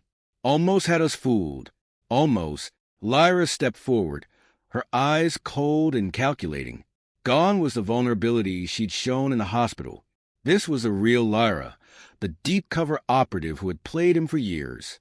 "Did you really think we wouldn't see through your little charade?" she asked, her voice like silk over steel. Zephyr's retort died on his lips as a new figure entered the fray. Detective Nolan Frost sauntered into the server room, a predatory grin on his weathered face. "Surprised to see me, Blackwood?" Frost chuckled.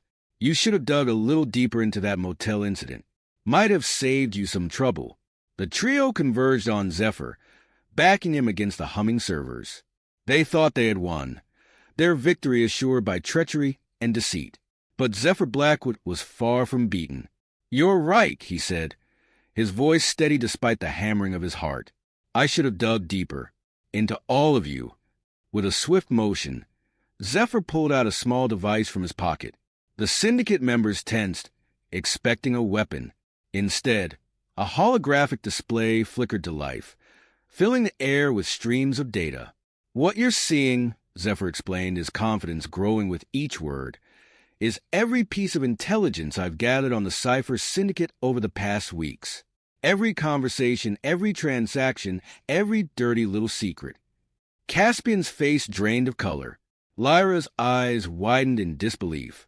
Frost's hand inched towards his concealed weapon. "The real sting operation," Zephyr continued, "was layers deep.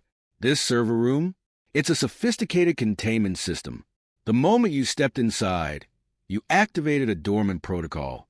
We're locked in, and every word you say is being recorded and transmitted to law enforcement agencies worldwide." The realization of their predicament dawned on the syndicate members' faces. They had walked right into a trap far more intricate than they could have imagined. Lyra, ever the quick thinker, made one last desperate attempt to salvage the situation. Her face softened, tears welling up in her eyes. "Zephyr, please," she pleaded, her voice breaking. "What we had, it wasn't all a lie.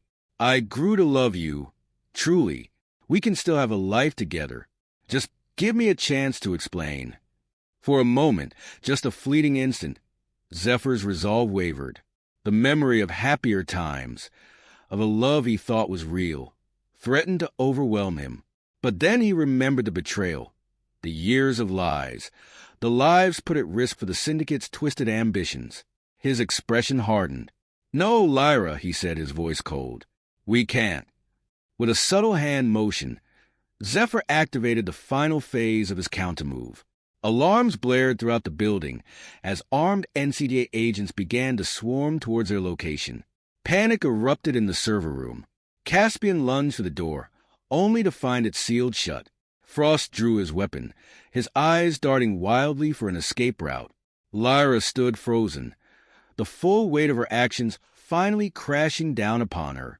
In the chaos, the three managed to slip past Zephyr, making a break for the emergency stairwell. They disappeared through the door, just as the first NCDA agents rounded the corner. Zephyr gave chase, his intimate knowledge of the building's layout guiding his pursuit. The hunt was on, and he was determined to see it through to the bitter end. Rain lashed against the windows of the NCDA headquarters as Zephyr tore through the labyrinthine corridors. His footsteps echoed off the sterile walls, mingling with the distant shouts of agents and the wail of alarms. He could hear them ahead, Lyra, Caspian, and Frost. their desperation palpable in the frantic pounding of their feet. But Zephyr had the home field advantage. He'd walked these halls countless times, knew every shortcut and hidden passage. As they approached a T-junction, Zephyr cut left, taking a maintenance corridor that would bring him out ahead of the fleeing trio.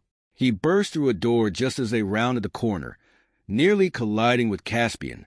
The look of shock on their faces was almost comical. Almost. End of the line, Zephyr panted, blocking their path. Frost raised his weapon, but Lyra pushed his arm down. No, there's still a way out. The roof. They turned and ran, leaving Zephyr to give chase once more. Up they went, flight after flight of stairs, the storm growing louder with each floor they climbed. Finally, they burst onto the roof. The rain came down in sheets, drenching them instantly. Lightning split the sky, illuminating the scene in stark, electric blue. Lyra spun to face Zephyr, her hair plastered to her face, her eyes wild. "Zephyr, please," she shouted over the howling wind. "You have to listen to me. I'm pregnant. It's yours." The words hit Zephyr like a physical blow. He faltered, his mind reeling. Could it be true?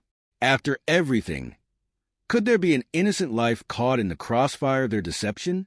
Caspian seized a moment of distraction. "Enough of this shit," he snarled, pulling out a small remote. With the press of a button, the whir of rotors cut through the storm. A helicopter rose into view, hovering at the edge of the roof. Their escape route. "It's over, Zephyr," Frost called out, already moving towards a chopper. "You lost. Accept it." But Zephyr wasn't done. Not by a long shot. As Lyra and Caspian made for the helicopter, Zephyr reached into his pocket and activated a device of his own. To anyone watching, it would have looked like he was simply letting them go. They didn't know that every word spoken in that helicopter would be broadcast to law enforcement agencies worldwide. Their escape vehicle had become a flying confession booth. Zephyr stood in the rain, watching as the helicopter lifted off into the stormy night. Water streamed down his face, indistinguishable from the tears he refused to acknowledge. A hand on his shoulder startled him. He turned to see Director Steele, her usually immaculate suit soaked through, her eyes glinting with a fierce pride. "It's done," Zephyr said, his voice barely audible over the fading sound of rotors. "They thought they could use me, betray me, and walk away. But they underestimated what I'm capable of. This is the price of their deceit." Steele nodded, understanding the weight of his words. "Come on," she said gently. "Let's get you inside. There's still work to be done." As they turned to leave the roof, Zephyr cast one last look at the storm-tossed sky. The helicopter was gone, swallowed by the night. But he knew this wasn't the end. It was just the beginning of a new chapter, one where the echoes of betrayal would resound through the digital realm, changing the landscape of cybersecurity forever. With a deep breath, Zephyr squared his shoulders and followed Steele back into the building. The storm raged on, but within him, a calm had settled. He had faced his betrayers, confronted his past, and emerged stronger. Whatever challenges lay ahead, he was ready to face them. The war against the Cypher Syndicate was far from over, but tonight, Zephyr Blackwood had struck a decisive blow, and he would not rest until the last echoes of their betrayal had been silenced. The federal courthouse loomed before Zephyr Blackwood, its imposing facade a stark reminder of the gravity of the proceedings about to unfold within. 2 months had passed since that rain-soaked confrontation on the NCDA rooftop, but the weight of those events still pressed heavily upon his shoulders. As he ascended the steps, cameras flashed and reporters shouted questions. Zephyr kept his gaze forward, his face an impassive mask. He was the star witness in the trial against the Cypher Syndicate, and the world was watching. The courtroom fell silent as Zephyr took the stand. His eyes swept across the room, landing on Lyra and Caspian. They sat among the other arrested syndicate members, their prison jumpsuits a far cry from the polished personas they once projected. Lyra's gaze met his, a mixture of defiance and something else, regret perhaps? Caspian, on the other hand, glared with undisguised hatred.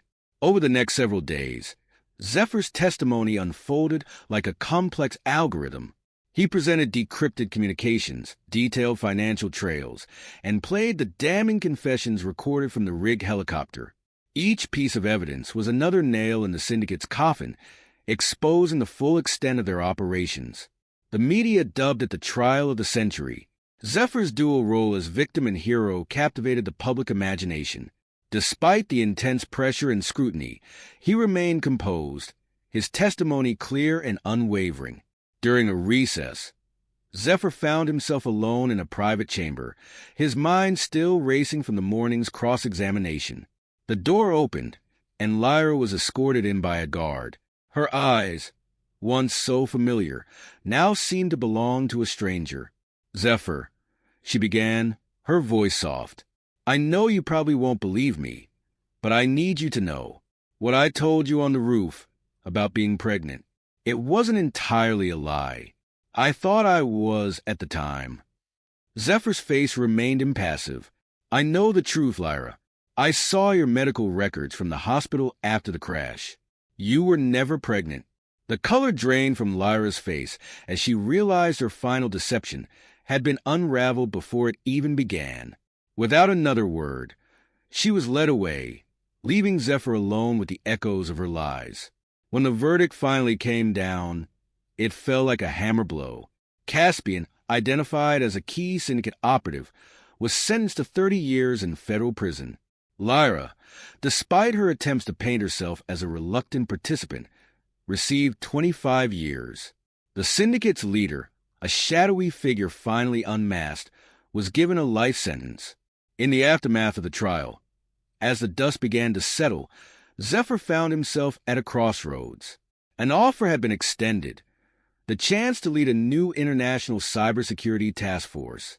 It was an opportunity to be at the forefront of preventing future cyber threats, to turn his painful experience into a force for good.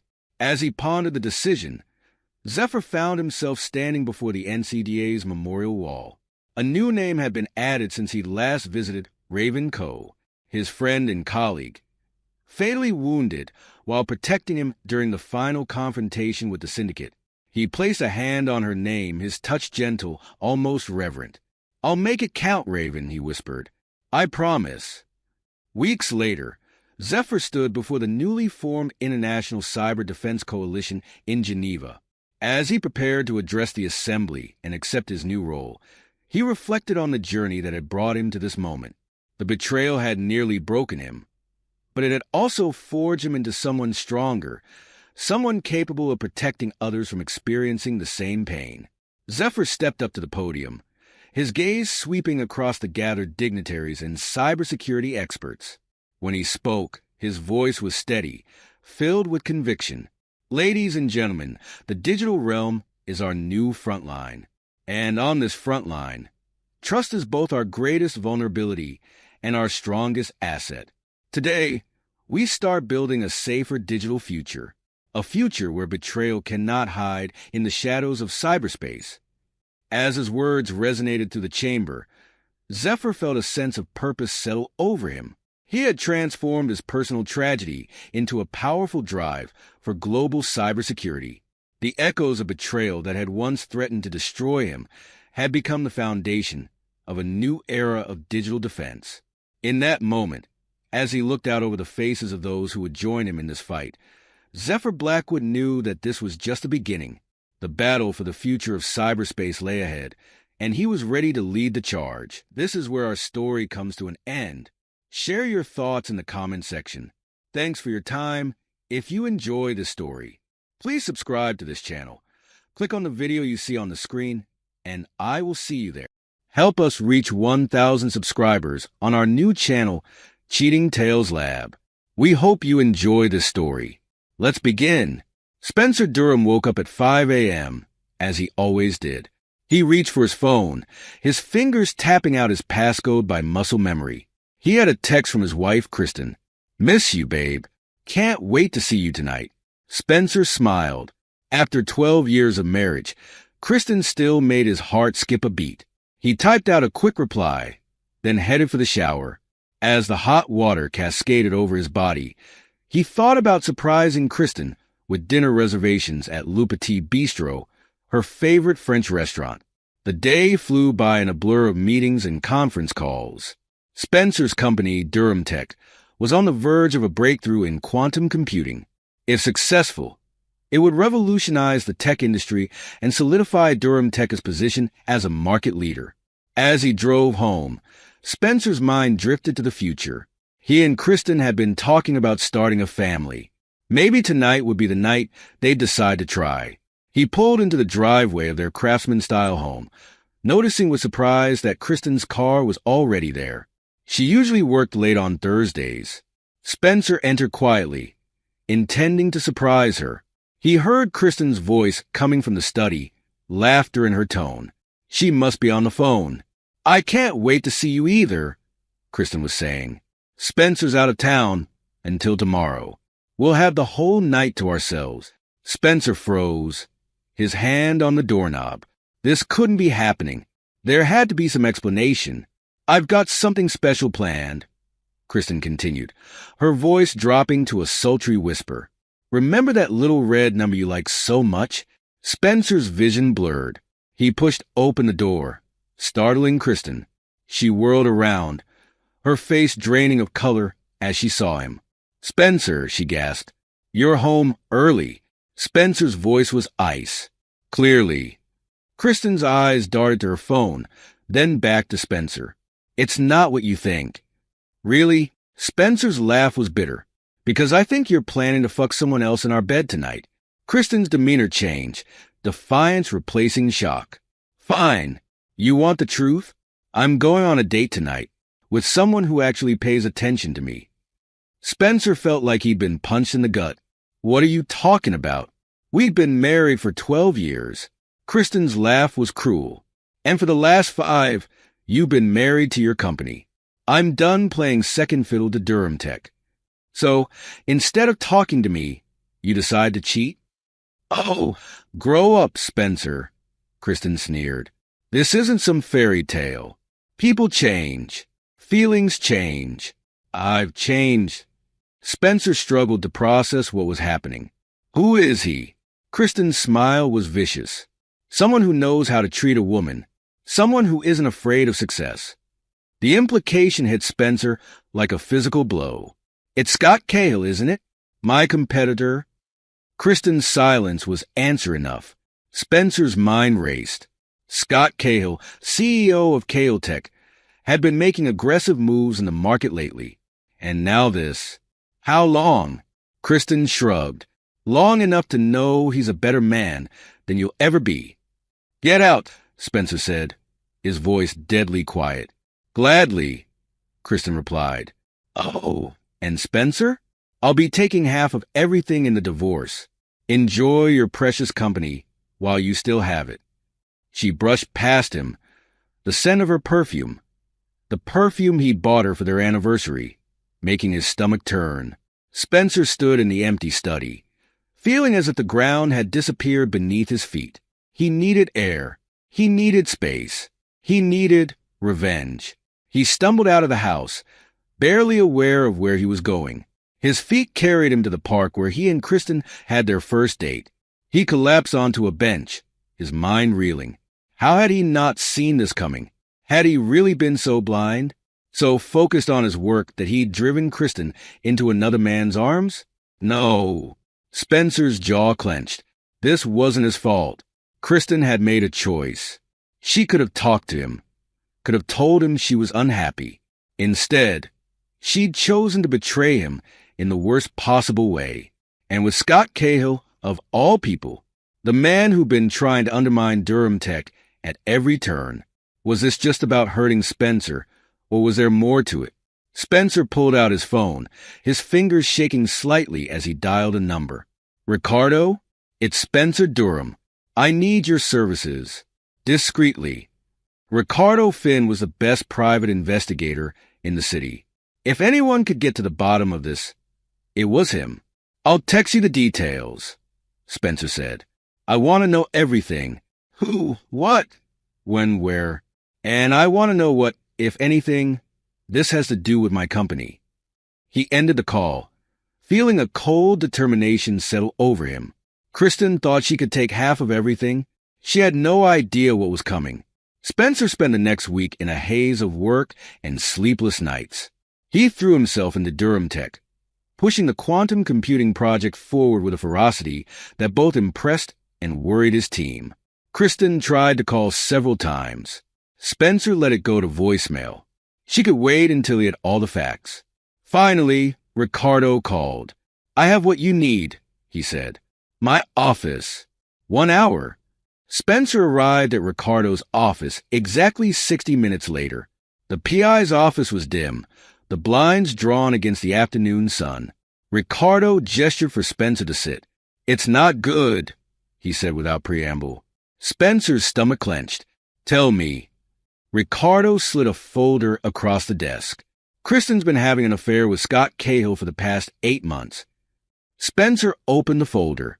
Inside were surveillance photos showing Kristen entering Scott's office building late at night, leaving early in the morning, her hair mussed, wearing the same clothes as the night before. "There's more," Ricardo said. He pushed another folder toward Spencer. Financial records. Large sums of money being transferred from Kristen's personal account to offshore holdings linked to Scott.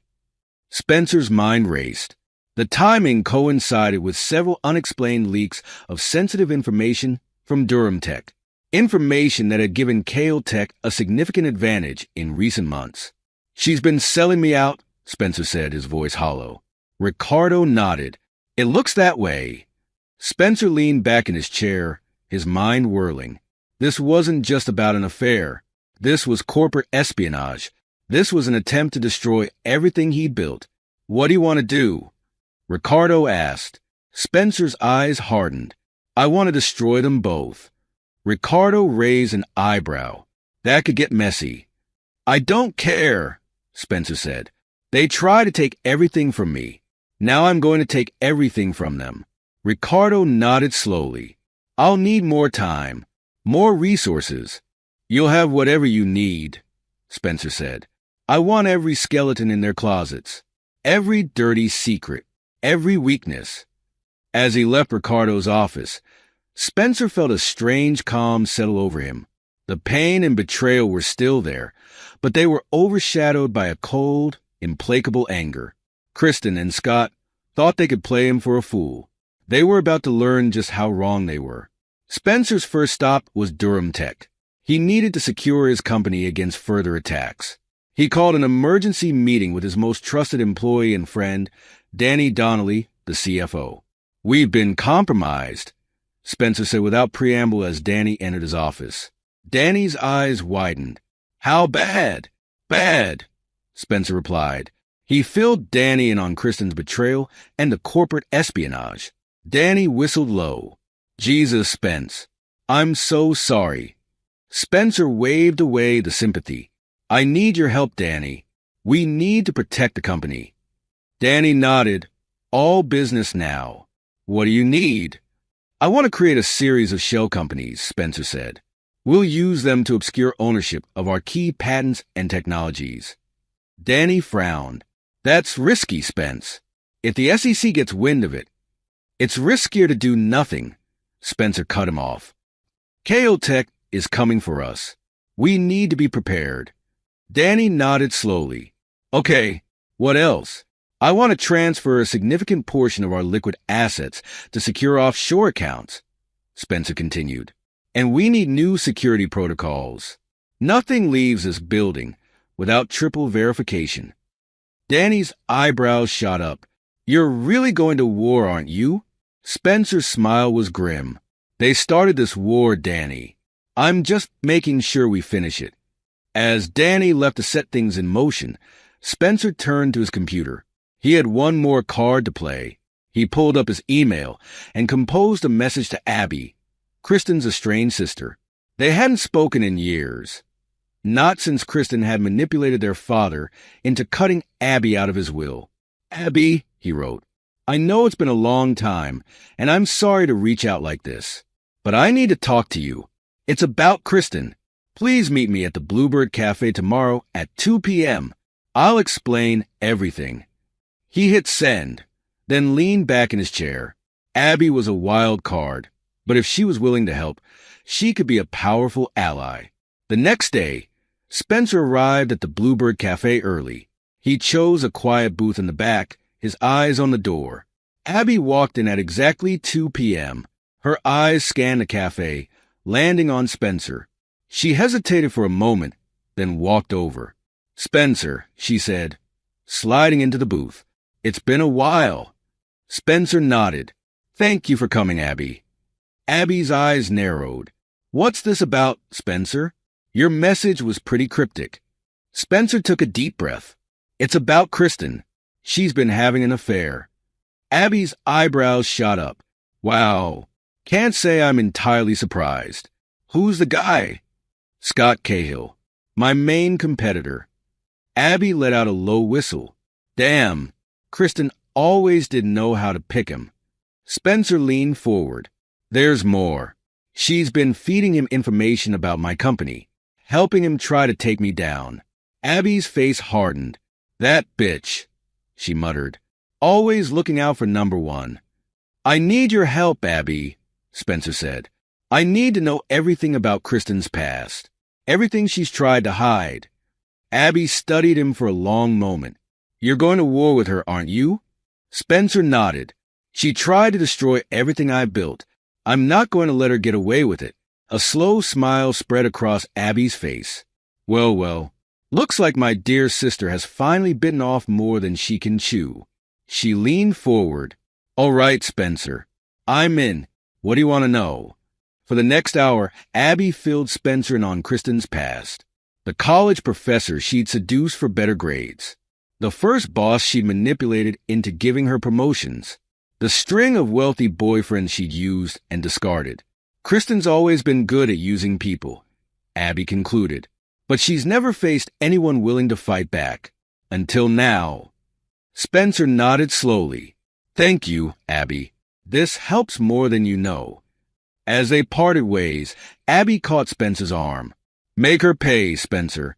For both of us." Spencer's smile was cold. "Oh, I intend to." As he walked back to his car, Spencer's mind was racing. He had the pieces now. The shell companies to protect Durham Tech. The offshore accounts to secure his assets. And now, thanks to Abby, a clearer picture of who he was really dealing with. Kristen thought she was so clever. She thought she could manipulate him, use him, and then discard him when something better came along. She was about to learn just how wrong she was. Spencer pulled out his phone and dialed Ricardo. "I've got more information," he said when the PI answered. "I want to move to the next phase. It's time to start applying pressure." Ricardo asked, "This might get messy." Spencer's voice was steel. "They want a war? Let's give them one." As he hung up, Spencer felt a cold satisfaction settle over him. Kristen and Scott had no idea what was coming, but they were about to find out. The game was on, and Spencer intended to win, no matter the cost. Spencer Durham stood at the floor-to-ceiling windows of his penthouse office, watching the city below. 2 weeks had passed since his meeting with Abby. 2 weeks of meticulous planning, of setting the stage for what was to come. His phone buzzed. A text from Ricardo. "It's happening. Cahill Tech just made their move." Spencer allowed himself a cold smile. Right on schedule. He turned to his computer, pulling up the live stock ticker. Cahill Tech was aggressively buying up Durham Tech stock, causing a stir in the tech world. Message boards were lighting up with speculation. The financial news networks were already running breaking news banners. Spencer picked up his phone, dialing Danny. "It's time," he said when the CFO answered. "Release the reports."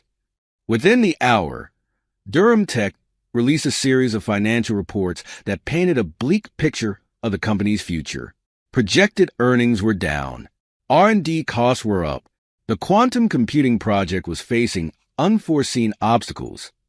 The effect was immediate. Durham Tech's stock price began to fall. Spencer watched the numbers tick down, feeling a satisfaction. He could almost picture Scott Cahill's face, the smug bastard thinking he had Spencer on the ropes. His phone rang again. This time, It was John Turner, the mole Spencer had planted in Teca's upper management. "Scott's calling an emergency board meeting," John reported. "He's pushing hard for this takeover." "Good," Spencer said. "Keep feeding him the information we discussed. Make him think he's got us cornered." As he hung up, Spencer allowed himself a moment of reflection. He thought of Kristen, wondered if she was watching this unfold. Did she feel a twinge of regret? Or was she too busy planning how to spend her half of Teca's soon-to-be inflated stock value? The thought hardened his resolve. He picked up his phone again, this time calling his PR team. "Start the rumor mill," he instructed. "I want whispers about a revolutionary new product in every tech blog and forum by end of day."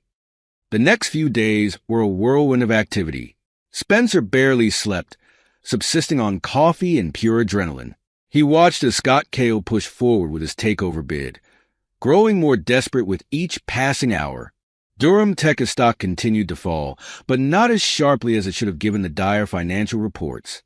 The rumors of a game-changing new product were doing their job, creating just enough uncertainty to keep investors from completely jumping ship.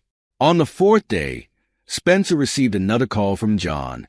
"Scott's getting paranoid," John reported. "He suspects there's a leak. He's having IT go through everyone's emails and phone records." Spencer smiled. "Good. Keep your head down. We're almost there." That afternoon, Spencer called a meeting of Durham Teca's board and key investors. The conference room was tense, filled with worried faces and whispered conversations. Spencer stood at the head of the table, surveying the room. These were the people who had believed in him, who had helped build Durham Tech from the ground up. He owed them the truth. "I know you're all concerned," he began.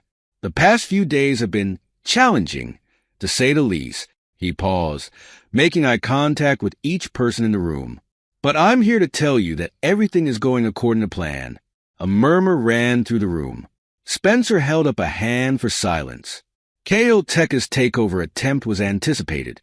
In fact, we've been preparing for it for weeks. The financial reports, the stock devaluation, it's all part of a larger strategy.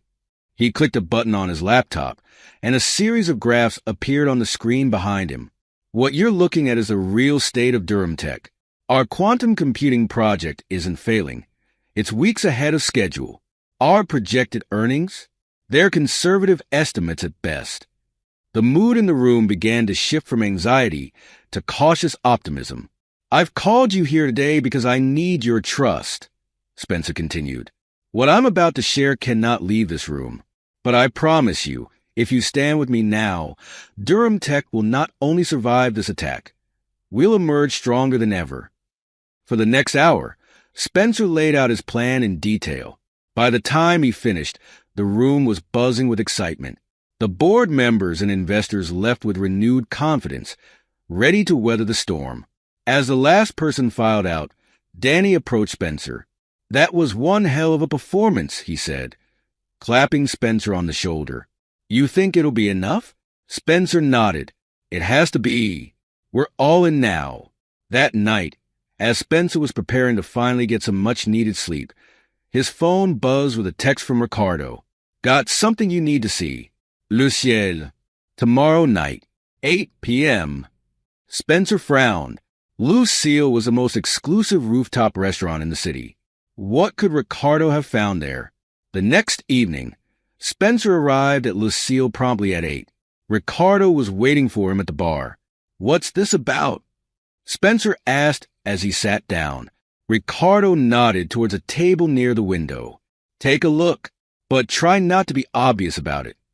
Spencer casually glanced in the direction Ricardo had indicated. His blood ran cold. Sitting at the table, looking intimate and carefree, were Kristen and Scott Kale. Spencer's hands clenched into fists. "Their anniversary," he growled. Ricardo nodded. "Thought you want to know."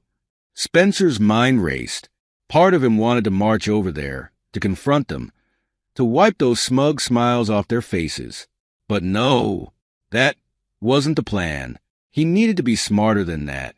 He pulled out his phone, dialing Abby's number. "How fast can you get to Lucille?" he asked when she answered. And how do you feel about creating a scene? 30 minutes later, Spencer and Abby walked into Lucille arm in arm. They were both dressed impeccably. Spencer in a tailored suit that accentuated his athletic build, Abby in a stunning red dress that turned heads as they passed. They secured a table with a clear view of Kristen and Scott, then settled in to wait. As the main course arrived, Spencer and Abby made their move.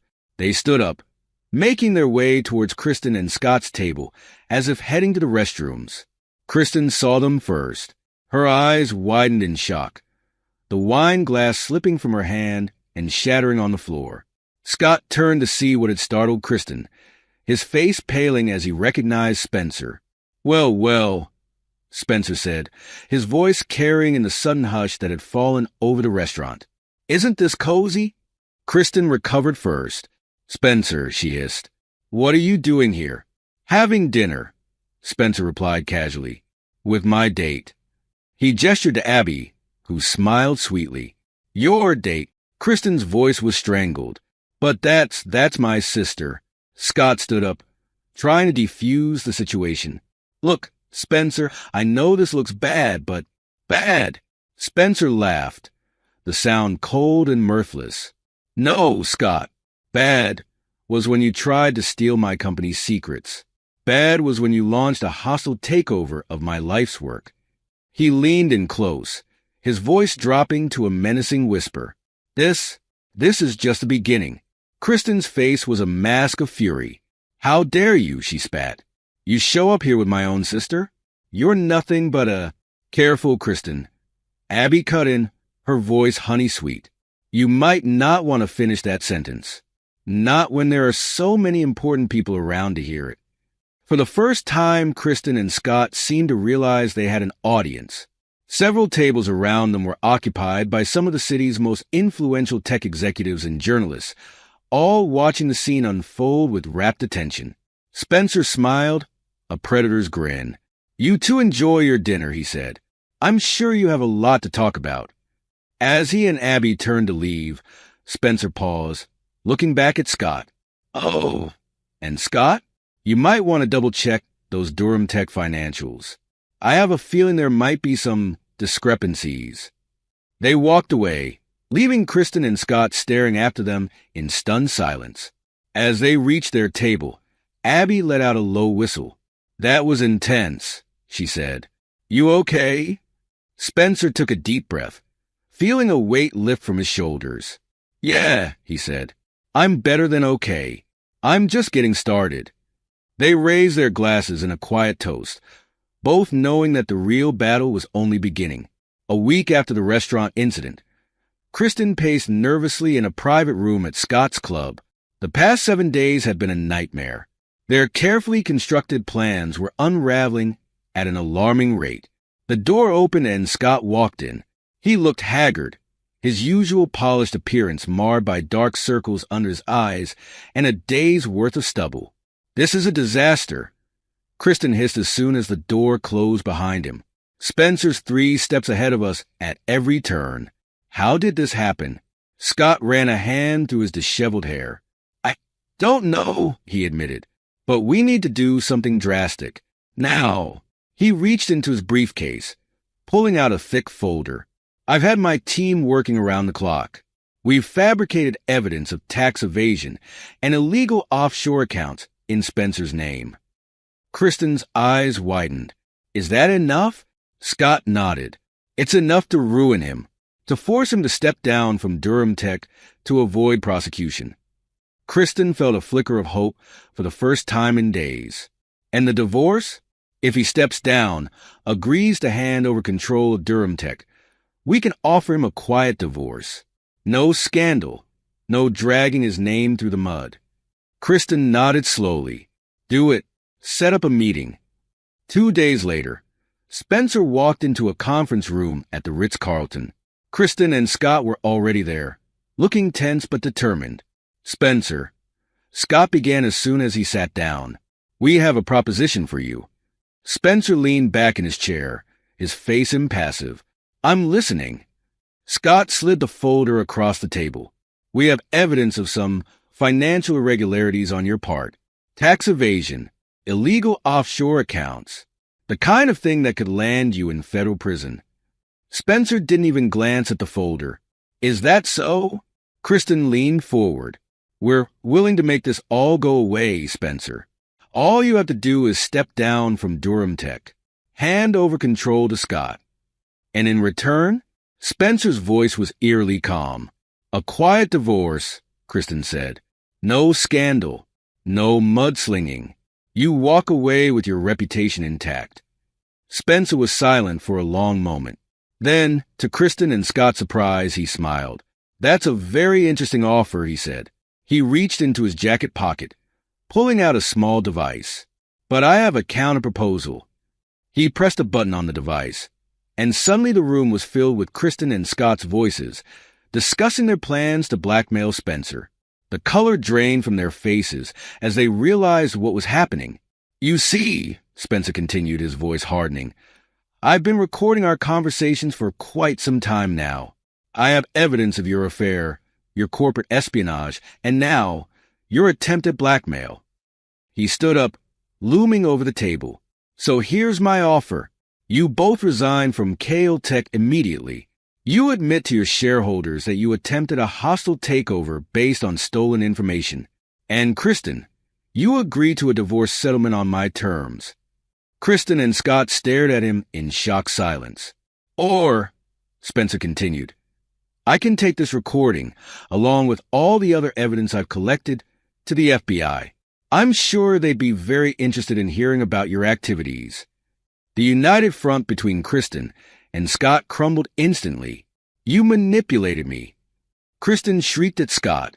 You said this was foolproof. Scott's face twisted with anger. Me? You're the one who came to me in the first place, looking for a way to secure your financial future, remember? As they turned on each other, Spencer calmly gathered his things and walked to the door. He paused, looking back at the bickering couple. I'll give you 24 hours to make your decision, he said. Choose wisely. As the door closed behind him, Spencer allowed himself a small smile. The game was over, and he had won. Scott Cahill paced his office like a caged animal, his usually immaculate appearance in disarray. His tie hung loose around his neck, and his shirt was rumpled from hours of frantic work. The past few weeks had been a nightmare, each of his carefully laid plans crumbling to dust. He grabbed his phone, dialing Kristen's number for the 5th time that day. Straight to voicemail. Again. Damn it, Kristen, he snarled, hurling the phone across the room. It hit the wall with a satisfying crack. A tentative knock at the door interrupted his brooding. Mr. Cahill, his assistant's voice was hesitant. The board is waiting for you in the conference room. Scott took a deep breath, straightening his tie and smoothing down his hair. He couldn't let them see him like this. He had to be in control. He had to have a plan. As he strode into the conference room, the tension was palpable. The board members sat in stony silence, their faces grim. Gentlemen, Scott began, summoning every ounce of charm and confidence he possessed. I know the past few weeks have been challenging, but I assure you, KL Tech is stronger than ever. Our takeover of Durham Tech is proceeding as planned. The lead board member, a stern-faced man named Harrison, leaned forward. Is that so, Scott? Because from where we're sitting, it looks like we're hemorrhaging money and credibility by the hour. Scott opened his mouth to respond, but Harrison cut him off. Save it. We've heard enough of your assurances. What we need now are results. You have 48 hours to turn this around, or we're pulling the plug on the takeover and reevaluating your position as CEO. The words hit Scott like a physical blow. He nodded stiffly, then turned and left the room without another word. Back in his office, Scott's mind raced. He needed a win, and he needed it now. His eyes fell on a file folder on his desk, one he'd been saving as a last resort. He picked up his phone, the spare he kept in his desk drawer, and dialed a number he'd sworn he'd never use. It's Cahill, he said when the line connected. I need everything you've got on Spencer Durham, and I mean everything. I don't care how you get it, just get it done. As he hung up, Scott felt a cold sense of calm settle over him. He was all in now. It was do or die. Across town, Spencer Durham sat in his office, a small smile playing on his lips as he watched the latest financial report scroll across his screen. Cahill Tech's stock was in freefall, and rumors of federal investigations were swirling through the tech world. His phone buzzed. A text from John Turner, his mole in Cahill Tech. SC making desperate moves. Be ready. Spencer's smile widened. He'd been waiting for this. He picked up his desk phone, dialing a familiar number. Danny, it's time. Release the dossier. Within hours, the tech world was in an uproar. Leaked documents detailing years of corporate espionage and unethical business practices by Scott Cahill and Cahill Tech were splashed across every major news outlet. Spencer watched from his office as CNBC ran a breaking news banner.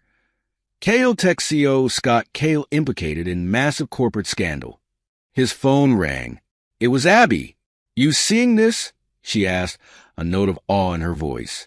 Oh, I'm seeing it, Spencer replied, his tone satisfied. You know he's going to come after you with everything he's got now, right? Abby's voice held a hint of concern. Spencer's laugh was cold. Let him try. I'm ready. The next 24 hours were a whirlwind. Cahill Tech's stock plummeted to record lows as investors scrambled to distance themselves from the scandal. Key employees, sensing the sinking ship, began jumping en masse to competitors, many of them to Durham Tech, thanks to carefully placed job offers from John Turner. Scott Cahill watched in horror as his empire crumbled around him. His phone rang constantly, board members demanding explanations, lawyers warning of impending lawsuits, reporters hungry for comments.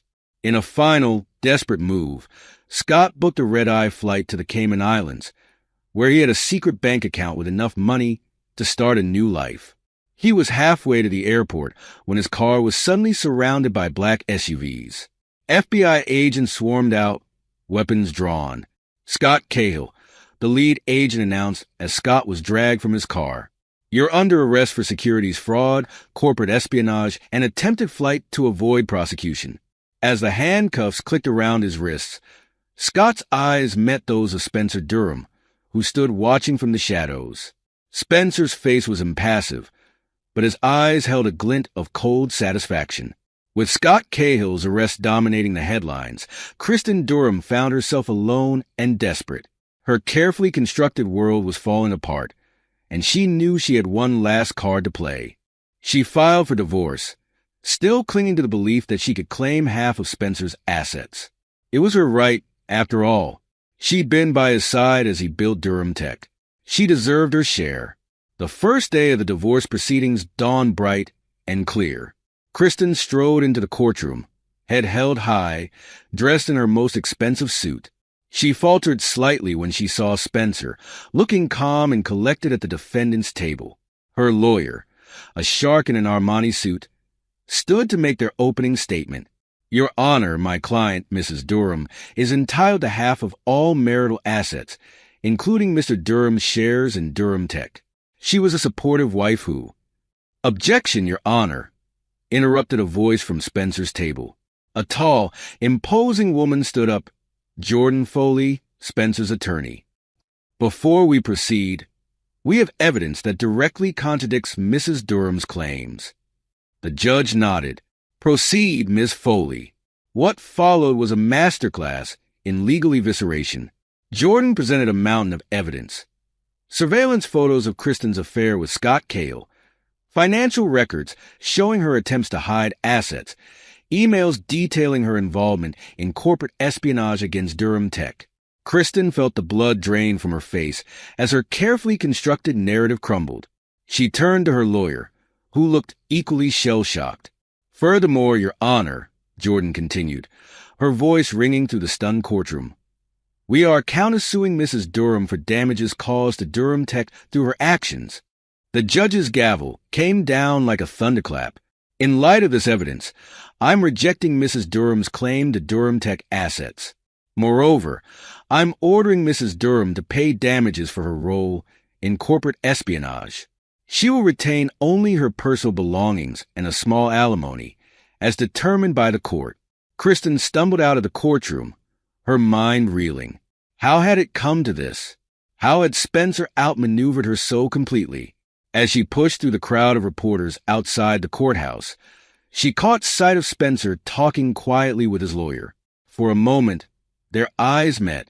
Kristen saw no triumph in Spencer's gaze, no gloating, just a cold, implacable resolve that chilled her to her core. She turned away, suddenly understanding the magnitude of her mistake. She had underestimated Spencer, had thought him weak, easily manipulated. Now she was paying the price. Months passed.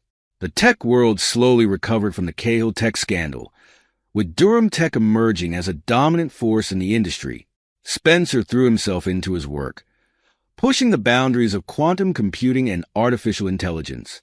One afternoon, as Spencer sat in his office reviewing quarterly reports, his phone rang. The number was unfamiliar. "Mr. Durham?" A hesitant voice said when he answered. "This is Sarah from Pinewood Rehabilitation Center. I'm calling about Kristen Durham. She's asked to speak with you." Spencer's hand tightened on the phone. He hadn't heard from Kristen since the divorce. He knew she'd checked into rehab as part of a plea deal to avoid jail time for her role in the corporate espionage. "What does she want?" he asked, his voice carefully neutral. "She says she wants to make amends," Sarah replied. "She's been making good progress in her treatment, and this is part of her recovery process." Spencer was silent for a long moment. Part of him wanted to refuse, to hang up and never think about Kristen again. But another part, a part he thought he'd buried, was curious. "All right," he said finally. "Tell her I'll meet her, but not at the rehab center. There's a cafe called the Blue Door. I'll be there tomorrow at 2 p.m. The next day, Spencer arrived at the Blue Door precisely at 2. He chose a table in the back where they wouldn't be easily overheard. Kristen walked in a few minutes later. Spencer almost didn't recognize her. Gone was the perfectly coiffed hair and designer clothes. This Kristen looked softer somehow, more real. She hesitated when she saw him, then squared her shoulders and walked over. "Spencer," she said softly, "thank you for agreeing to meet me." Spencer nodded, gesturing for her to sit. "You wanted to talk, so talk." Kristen took a deep breath. I owe you an apology. Several. Actually, what I did to you, to us, it was unforgivable." Spencer said nothing, his face impassive.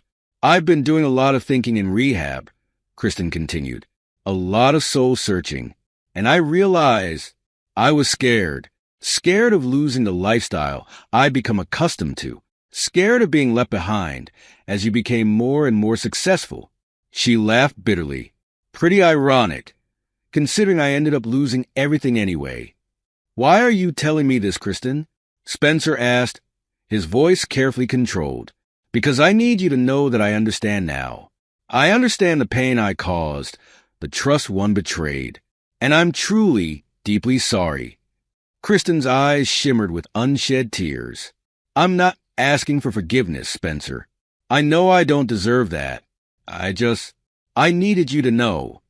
Spencer was silent for a long moment, studying Kristen's face. He saw genuine remorse there, a far cry from the cold, calculating woman he divorced. "I appreciate you telling me this," he said finally. "I can't forgive you, Kristen. Not now, maybe not ever. But I hope you find peace." Kristen nodded, wiping away a tear. "Thank you, Spencer, for everything." As they stood to leave, Spencer felt a weight lift from his shoulders. He'd carried the anger and betrayal for so long. It had become a part of him. But now, facing Kristen's genuine remorse, he felt something he hadn't expected. Release. They parted ways outside the cafe, likely for the last time. As Spencer watched Kristen walk away, he felt a sense of closure wash over him. His phone buzzed in his pocket. A text from Abby. "Dinner tonight?" That new Thai place on Fifth. Spencer smiled, feeling lighter than he had in months. He typed out a quick reply. "Sounds perfect. See you at 7. As he walked to his car, Spencer reflected on the journey that had brought him here. He'd faced betrayal, fought against seemingly insurmountable odds, and emerged stronger. And now, as he looked to the future, he felt a spark of excitement. That evening, as Spencer sat across from Abby in the cozy Thai restaurant, he found himself laughing genuinely for the first time in what felt like years. They talked about everything and nothing: work, family, their shared love of obscure sci-fi novels. As he watched Abby's eyes light up while she recounted a funny story about her latest art project, Spencer felt a warmth in his chest that had nothing to do with the spicy curry in front of him. He realized then that sometimes, from the ashes of betrayal, something new and potentially beautiful could emerge. And for the first time in a long time, Spencer Durham looked to the future with hope.